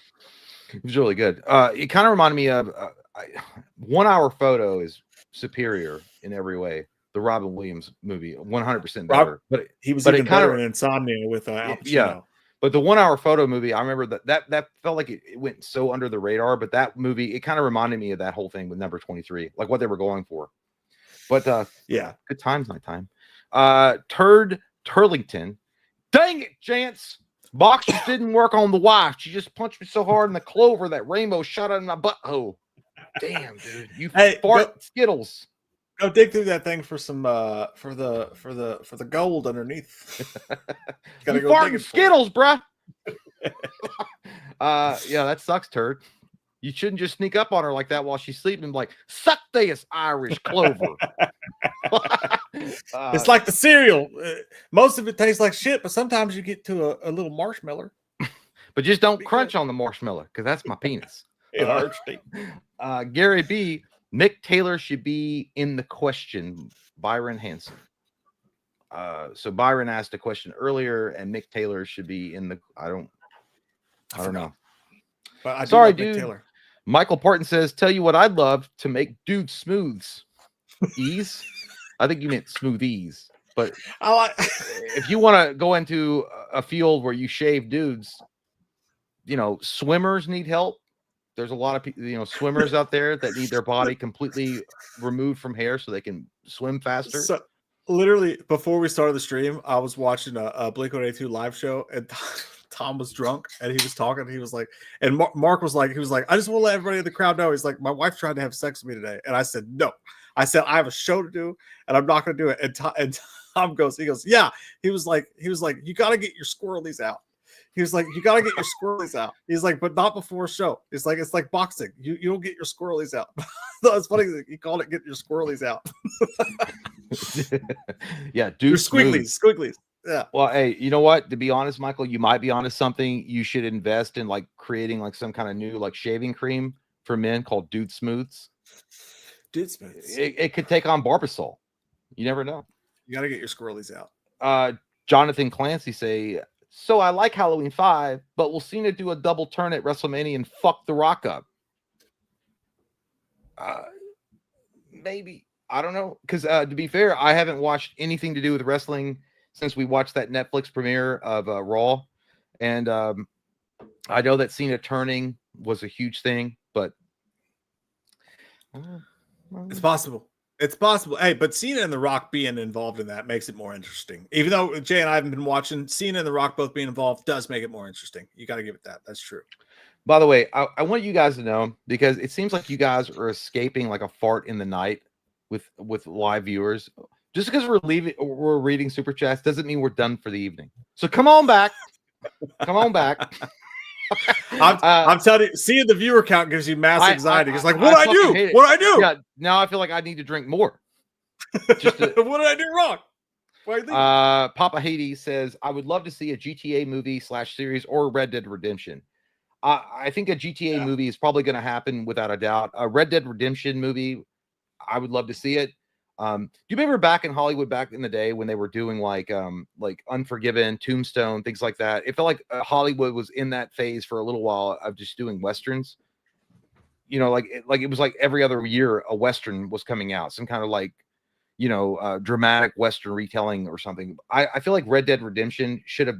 I wish it had been told back then. I know the game wasn't out, but I'm just saying. I feel like it's I feel like you're going to see a GTA movie well before you're going to see a Red Dead Redemption movie. And either of them work, dude, because like all you do, like they span so wide, like Maureen Prescott's vagina, like they like GTA.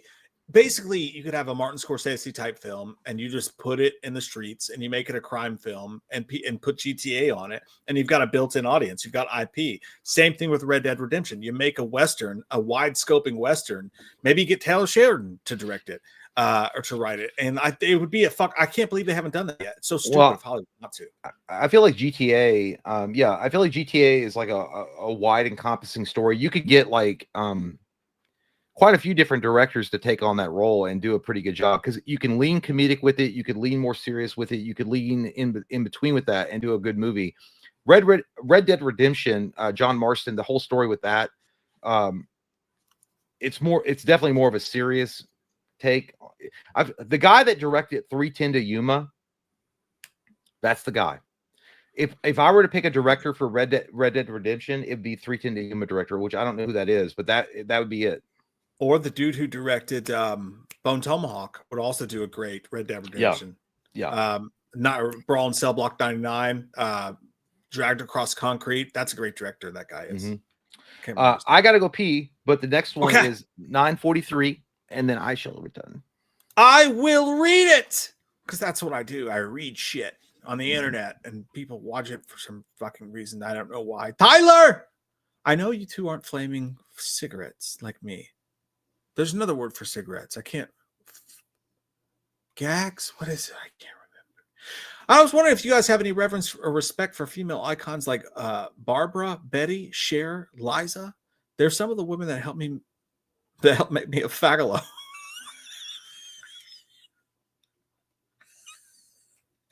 Why did I have to be the one to read that alone? My battery's dying. Shit. I love them all. And I love you, Tyler. I love all of Fagalo about you. Empire State of Mind says, I'm sorry.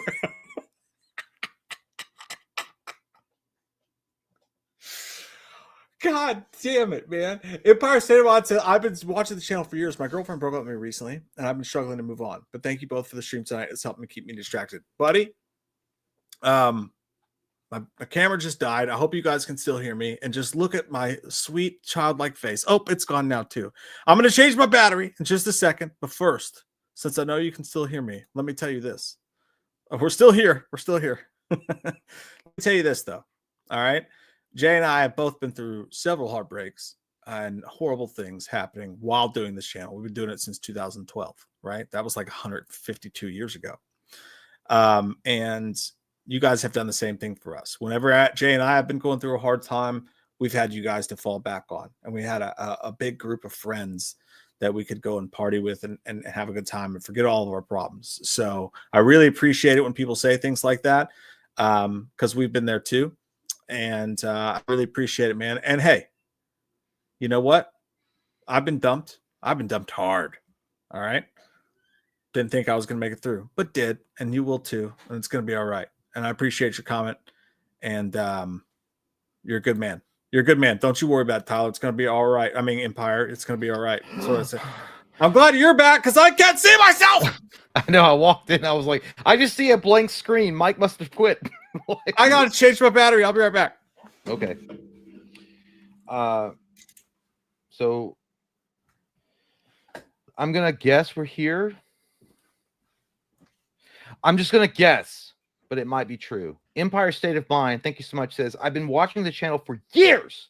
My girlfriend broke up with me recently. That sucks. And I've been struggling to move on. But thank you both for the stream tonight. It's helping to keep me distracted. Yeah, dude, that's awful, dude. I'm sorry about that. You're going to be all right. You're going to be all right. You're going to get through it.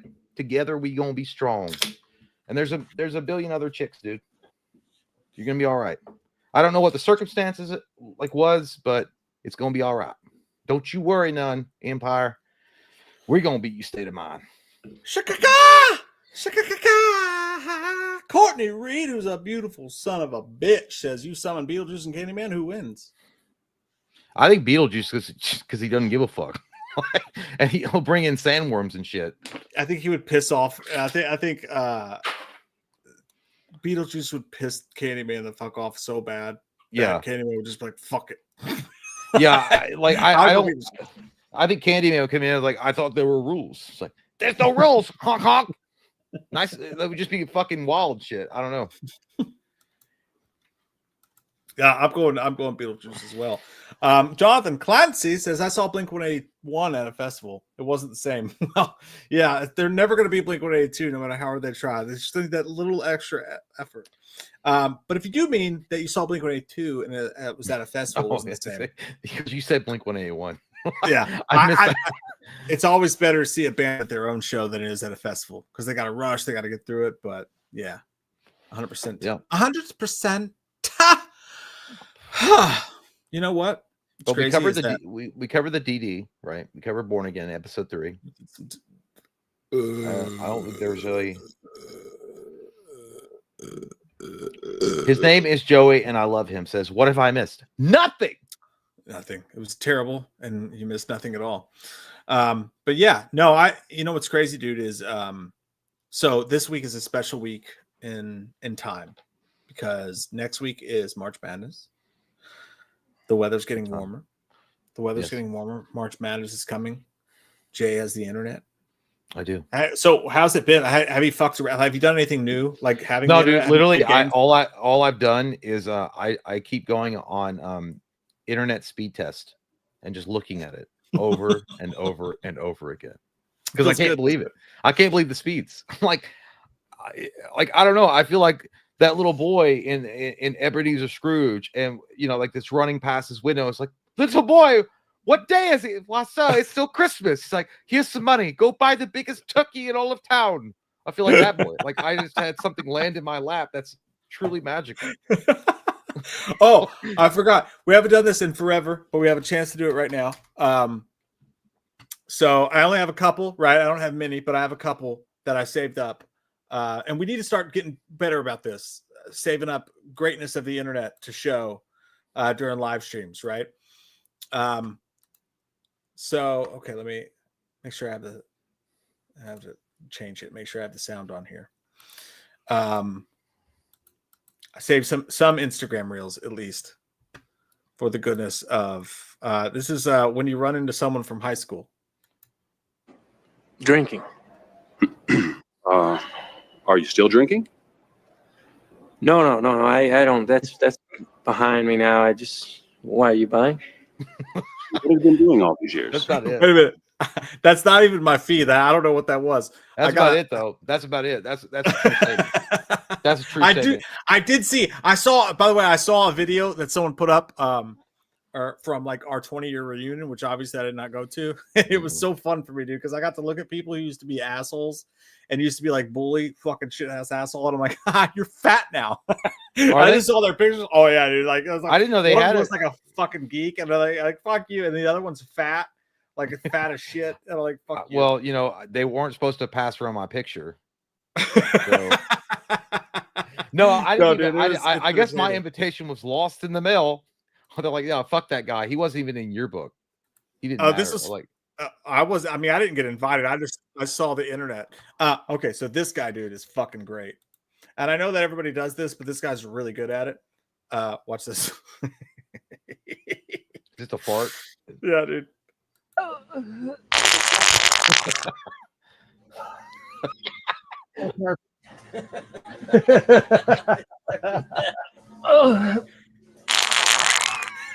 It's so wet. She's pissed. The eye contact never gets old, dude. I like how he made eye contact while he was doing it. That's what makes it so funny, because he'll look right at them in their eyes and he'll go, oh.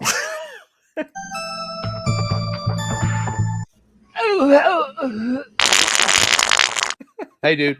This isn't on the list, but you gotta watch it, dude. I meant to show this to you. I gotta remember how we can find it. Because it was a TikTok video, but it was it was a smelling salt wake up prank on wife. Dude, I think it's no, but I think that's on YouTube. I'll find it. Let me go through these and I'll find it. But I meant to tell you, Katie bought us. Hang on, I got it right here.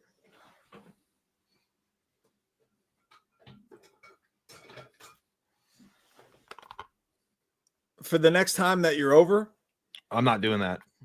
Katie bought us this. I don't know what it is. I've never seen it, but it's hang on. What is that? Is that a smelling salt?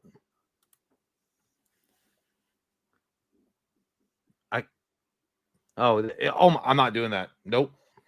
Sealed Albi smelling salts, and it says that's fucking ammonia, dude. Consult a doctor before use. External use only. Keep away from fire, out of reach of children.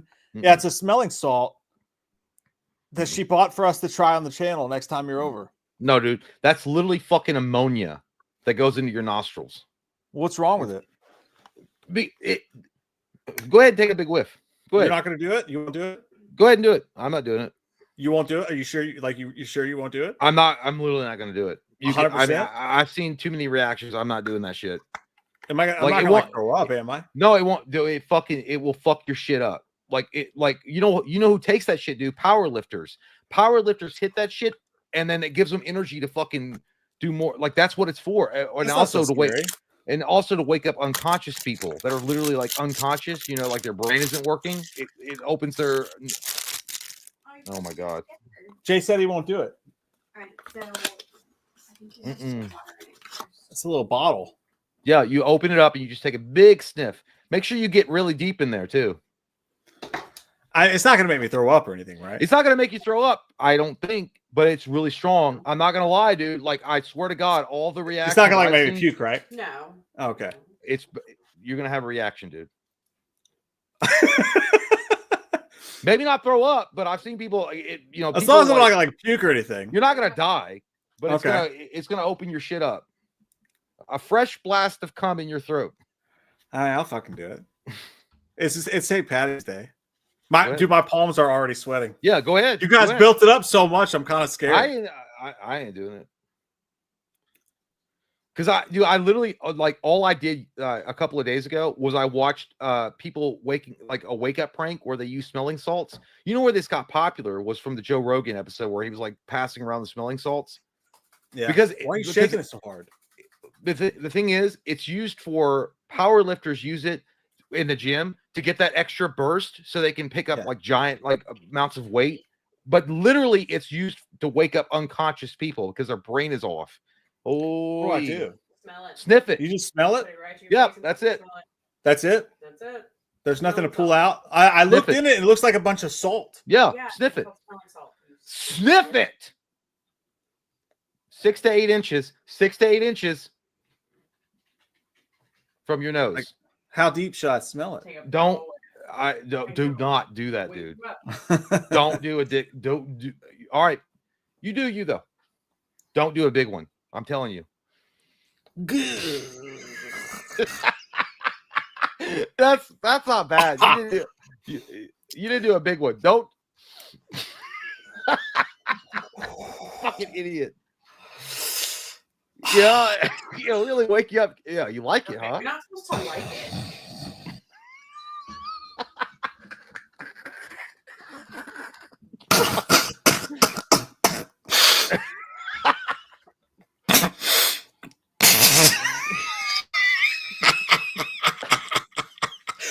Woo! Oh God, dude.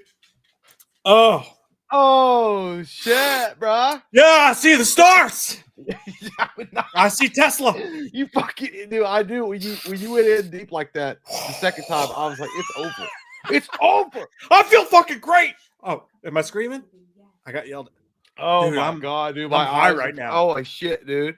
Woo! I can. Dude, I have not the moon. I have Like, not. I'm More ready to joy go. when you were doing the electric shock collar. That made me feel the same joy, dude. Because I actually warned you though. To be fair, I warned you not to take a deep one, but you did. You huffed that shit like a fucking junkie on the side of 7-Eleven. Great, dude. I feel awesome. That was a really good idea. I'm gonna do this. You're not supposed to like it. Take a. Come back here. Come back here. No, come on. Come back here. Take a sniff. Give it back to me. No. I need it now. Now I need it. Oh, No, that's why I'm glad I didn't do it. Give it one more sniff. No. I liked it. You It felt fucking good. chunky. Mark, I liked it. Likes that shit. Yeah, Let me do it dude. again. Yeah, dude. Kill Will it. you come do it? No. Come do it.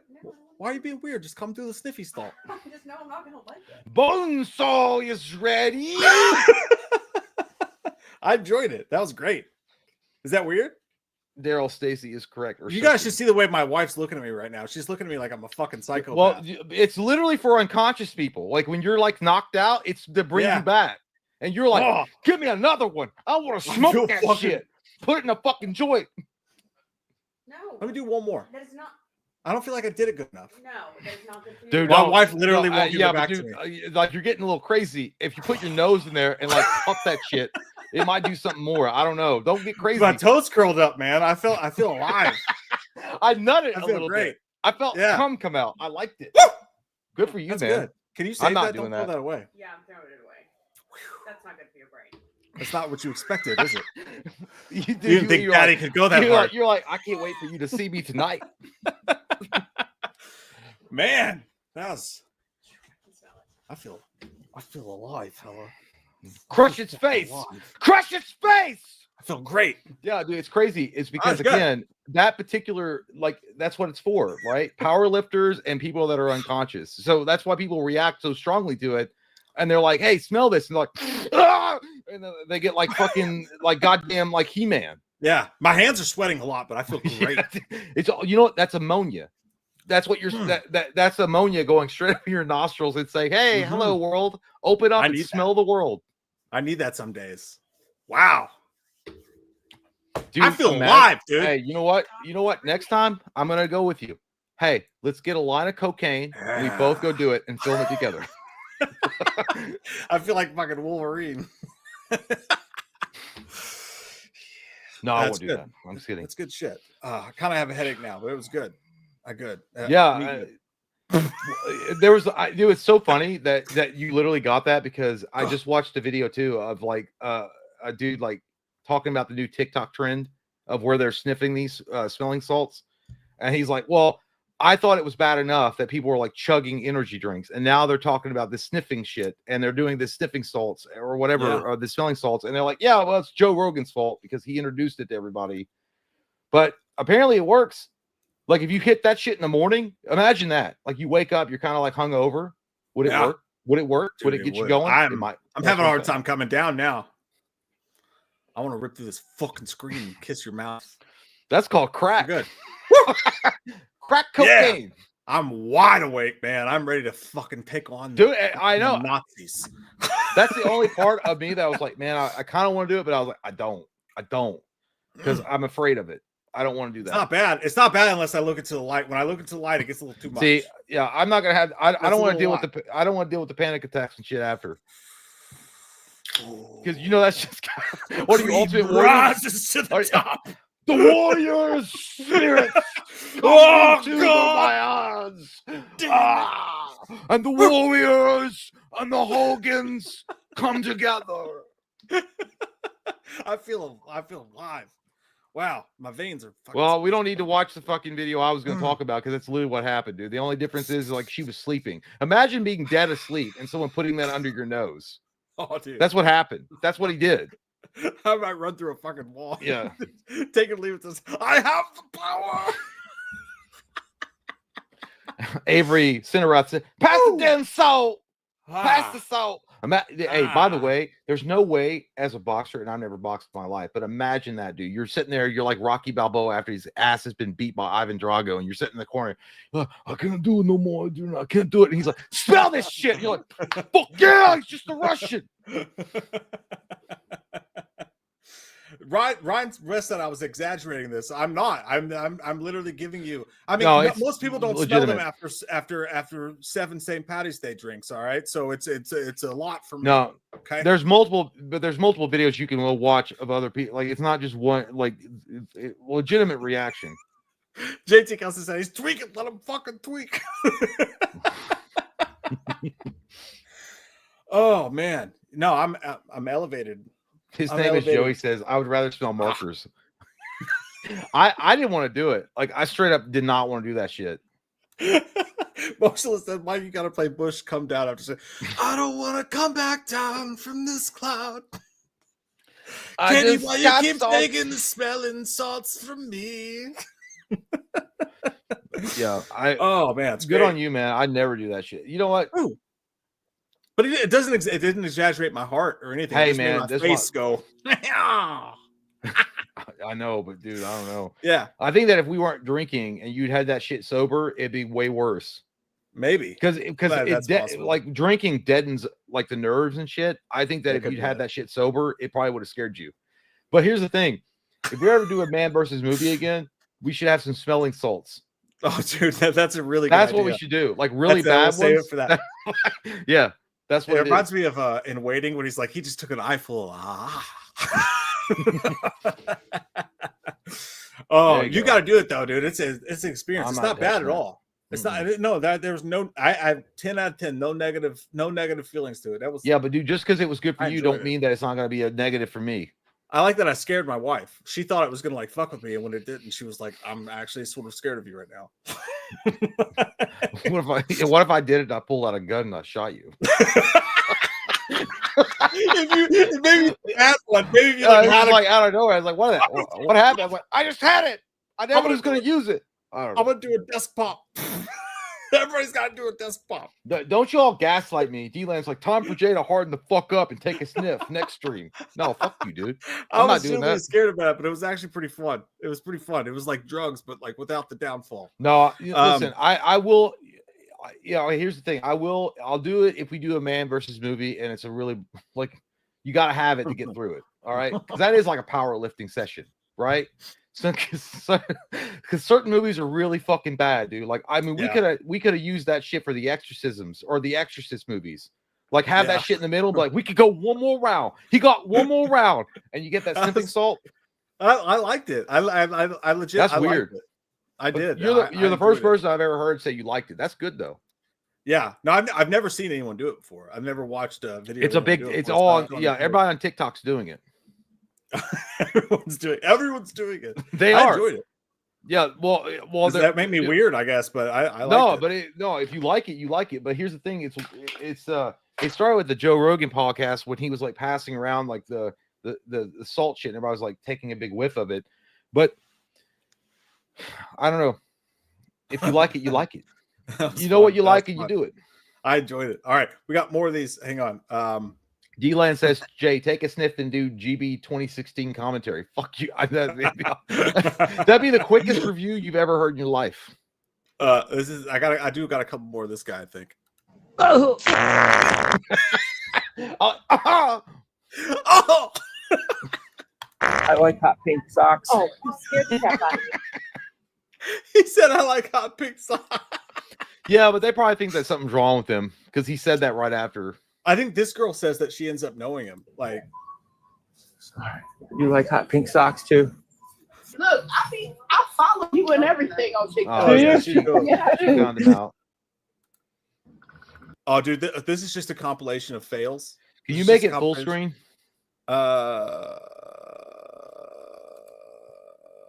It doesn't matter. It's fine. I don't think I can. Okay. I don't think it won't let me. So you got to just scooch in real close. Here, wait, yeah. Not sock. Right. Did he fart? He was farting. Did he fart? That He was, was the, that was the rockets like dialing back when it enters back into the atmosphere. So He was totally farting. oh my god. There's no fucking way that's real. Oh my god. Ah, the rim! Dude, that's what's going on inside my chest right now. I actually got kind of scared there for a second. So I was like, I know, man. Because you breathe that shit deep. wait, Deep. I got it. Hang on.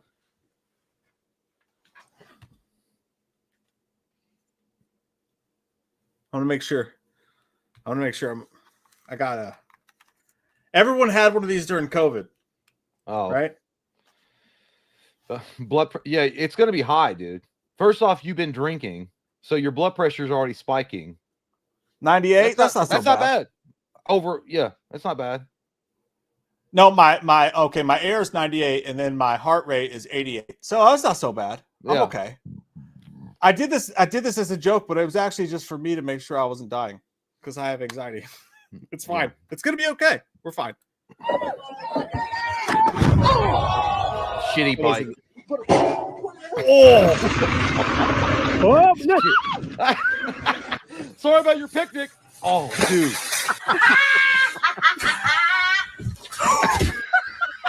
Idiot. Oh. Ooh. Oh, what the fuck is that? That's scary as fuck, dude. Oh.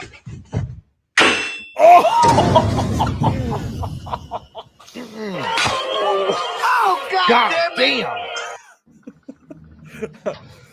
that was a That was serious good. puzzle That line. was a good collection. Dude, Everybody in the comments is really mad at this guy. Like they're really pissed at this guy, but I think it's funny as fuck. Like I can't help it. I think it's funny. What did he like destroy the store? Yeah. Oh. Everybody's so mad at it, but I think it's funny. Watch this.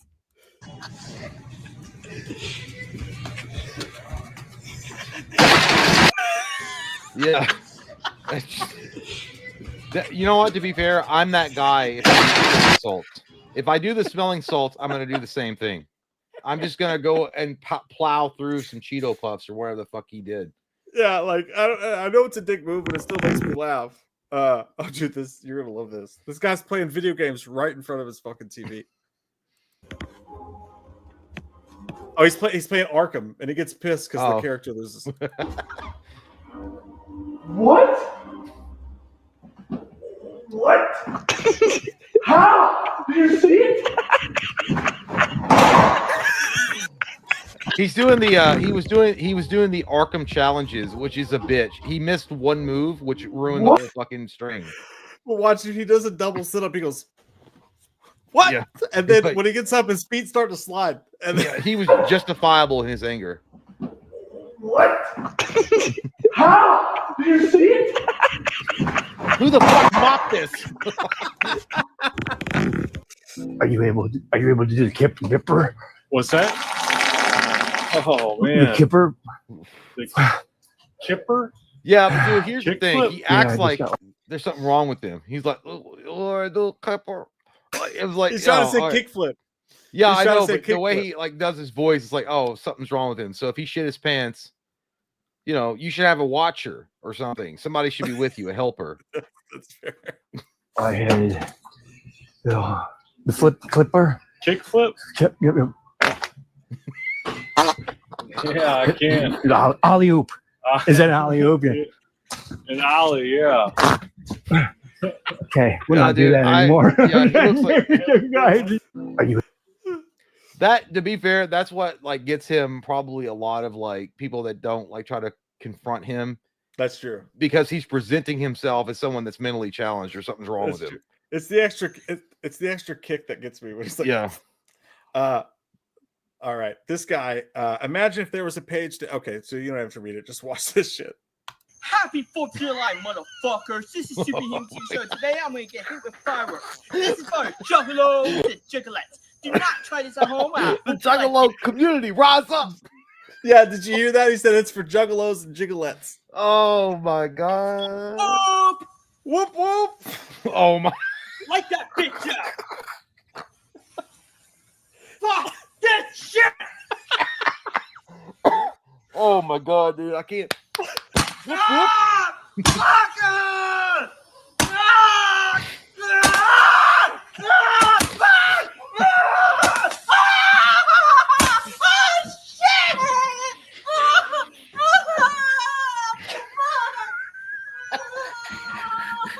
You. Oh Lord! What's funny about that is I know a guy that knows a guy that knew a guy that would do this shit and would be like 100% on board. Be like, that's hard as fuck, though, bro. Hard as fuck, because you show love to the Juggalo community. You know what I mean? What, dude? Watch one more time. Just watch how serious he is, and then it turns into pure tears. Happy 4th of July, motherfuckers. This is Superhuman Show. Today I'm going to get hit with fireworks. This is for juggalos and jiggalettes. Do not try this at home. I hope you like it. Whoop, whoop. Oh my god, dude. The cringe level is off the charts, dog. Fuck this shit! Ah! It didn't even hit him the first time. Ah! Ah!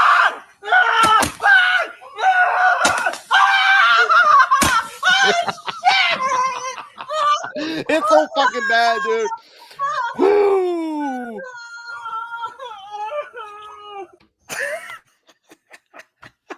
Oh. It's reaching for. I can't do that more. I can't because that shit gets worse and worse every time I watch it. Oh. All right. When you're hammered with the boys at the casino and someone says this couldn't get any better. Something. He's reaching for something. Cocaine time. has He's got a baggie. It's an 8-ball. He's got an 8-ball. An 8-ball? Oh my God, for real? What? And cocaine goes fucking crazy. What? cocaine is fired up, brother. Coke slam. There's no way that's real. There's no fucking way that's real. There's no Coke way that's slam. real. It was the Coke slam. That had to. There's no way that had to be piped in. There's no way that was real.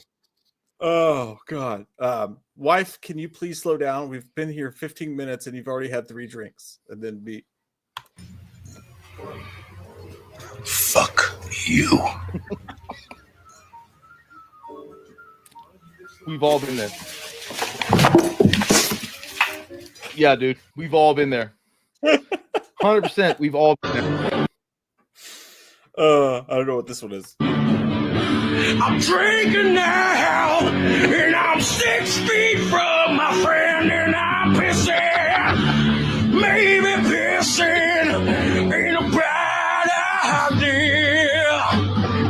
Oh, hold me now, and I'm 6 feet from the couch, and I'm pissing. Maybe dick me should slow on down.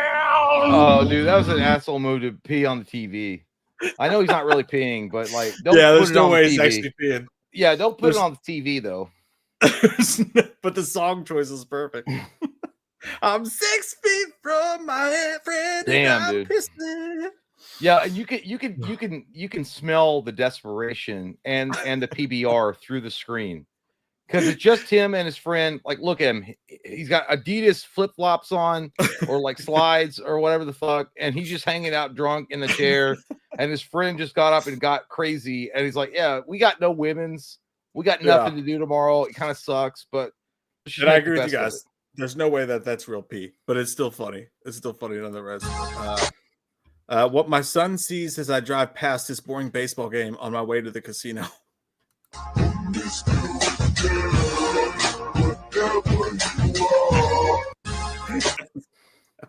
It's not fair.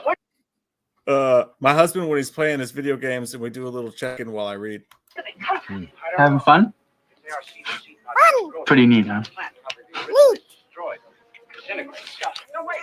Is that actually from Gremlins? I think. Yeah, that's legitimately from Gremlins.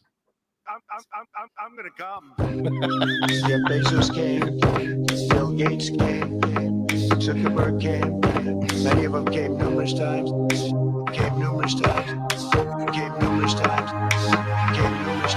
Everybody's coming. Do not come.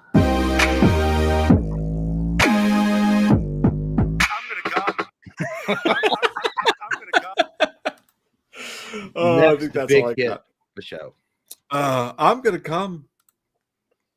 That was fun, yeah. dude. Great Whoa. times. Look Good how stream. blurry I am after the smelling salts. Where's the? Just keep reaching, bro. Just now, sweet child. There, you got it. That was good enough.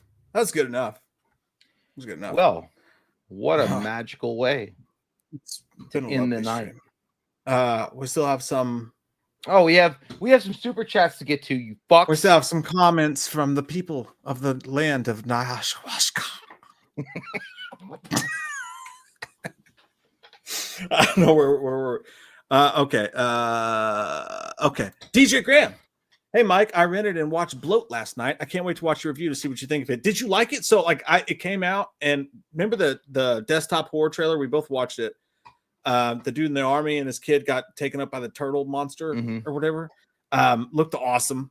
I want to know, what did you think about it, DJ? Like, what did you like? Because I haven't seen it yet, but I hope it was awesome. Well, I mean, I heard watched shit. it. Did you? Yeah, the budget was bloated and the acting was overrated. Fucking fuck. You fucking fuck. Lying fuck. Tell me what you thought, DJ. Matt Hayes says, I love you guys. Just got to have Dart League 1 9-4. Hey, our buddy Mike White plays in a Dart League. Loves that shit. You're a liar because I was on the opposing team. You didn't win shit. Yeah. You want a participation trophy there, Matt. Coming here trying to look all hard. I do want to learn how to play Dart League because it seems like a fun game to do when you're drunk. Tiffany says, "Hey guys, how are you? Catching this super late, but any psychological or slasher movie recommendations for an almost 35-year-old weirdo?" You're not weird, Tiffany. We love you. And that's why we love you. If you've not seen it, Session 9 is really good. Oh, I used to hate that movie when it first came out. I remember watching it and I didn't get it. I didn't like it, but having watched it not long ago, it's a great movie, a good psychological film, horror film. So Session 9, as I recall, it was a horror film. Yeah, I get more poetry driven the more I drink. Psychological movies, I would say, if you haven't seen Strangeland, it's a great. It's not really either, but it's kind of both. Strangeland, amazing one. Slasher movie, Malevolent, came out in the mid 2000s, and that's an underrated movie. Kind of feels like Halloween. I would say those two. And if you've never seen Hospital Massacre, if you like really old school, like grimy 80s movies, that one's got some great. Oh, and one more, Tiffany, Butterfly Effect. Butterfly Psychological. That will hell fuck yeah your shit up. Great fucking film. Mm-hmm. As I recall, it was a horror film. Papa Hatties. It reminds me of the scene from Dumb and Dumber when the cop shrinks the pee bottle. Oh, yeah, it does. Get the hell out of here. That's what doing the smelling salts kind of felt like. If we're being honest with each other. I'm still not recovered completely. Jonathan says, kind of want a live exorcism now. I'm not doing that. We just have to get someone possessed first. Well, that involves us going to a haunted site and then being like, "Hey, spirits, come and fuck my ass if you're real. Because if you're not, I don't care." And they're like, "Hey, dude, if it happens, you gotta like exercise this shit." I'm like, "I'm not doing that." I would love to do a live exorcism with you naked. Matt says, "Hey guys, happy St. Patty's Day. Hey, R.I.P. Matt. Salt 6. Hey, one more for the good people. Thanks, dude. Happy St. Patty's Day, everybody. Happy Cheers. St. Cheers. Patty's Day. Cheers. Cheers. Cheers. Cheers. Cheers. Cheers. Thank you, dude. This blue apple juice, it's new. It's not from Mott's. It's a new Brand brand. new. Brand new. Brand new apple juice from Mott's. And Kyle says, Sam Rockwell, so funny in the White Lotus last night. I actually had that spoiled for me earlier that he appears on that show. I'm midway through season 2. Probably going to start watching that when we get done here again. Perfect. But I saw that earlier. Perfect casting. I can't wait to get caught up, my friend. Gotta be. Watch Wolf Creek, Tiffany. Ooh, that's a good recommendation. Good times. Australian horror, huh? Got that. DJ Gab said, I loved it, but I don't know how to feel about the ending. You'll see what I mean. DJ was talking about Bloat. Loved it, but doesn't know about the ending. We'll have to see what it means. Well, that makes it more intriguing for sure.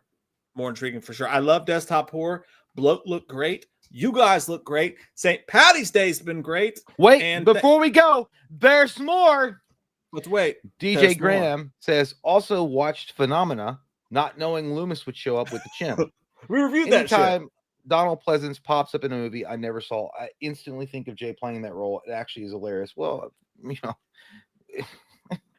it's not me. But that's awesome, dude. Look, I don't know. But that was a Patreon request review that we did several years ago. I remember doing that because there was a monkey and there was Loomis, and that I remember. I do. Yeah. And I'm gonna remember you guys in my bunk tonight when I'm whacking it. When I'm waking up. Hey, can we give one round of applause first off for St. Patty's Day? Good job, St. Patty's Day. Thank you, Irish. Thank you, Ireland. You've done well. Thank you, guys. Another round of applause for Jay's Internet. Held up nicely. Held up. Thank you, sir. Held Thank up you, wonderfully. Spectrum Tech. Thank you, Spectrum Tech. Another one for all of you for hanging out tonight. Great night. Great night. You guys We'll were see you awesome. guys Really appreciate you guys. Thank you so much. super soon. Wednesday, we're getting together to record Final Destination for Mhm. Patreon. And we love you guys so fucking much. Thanks for hanging out tonight. Happy St. Patty's Day, everybody. See you guys. Bye. Woo!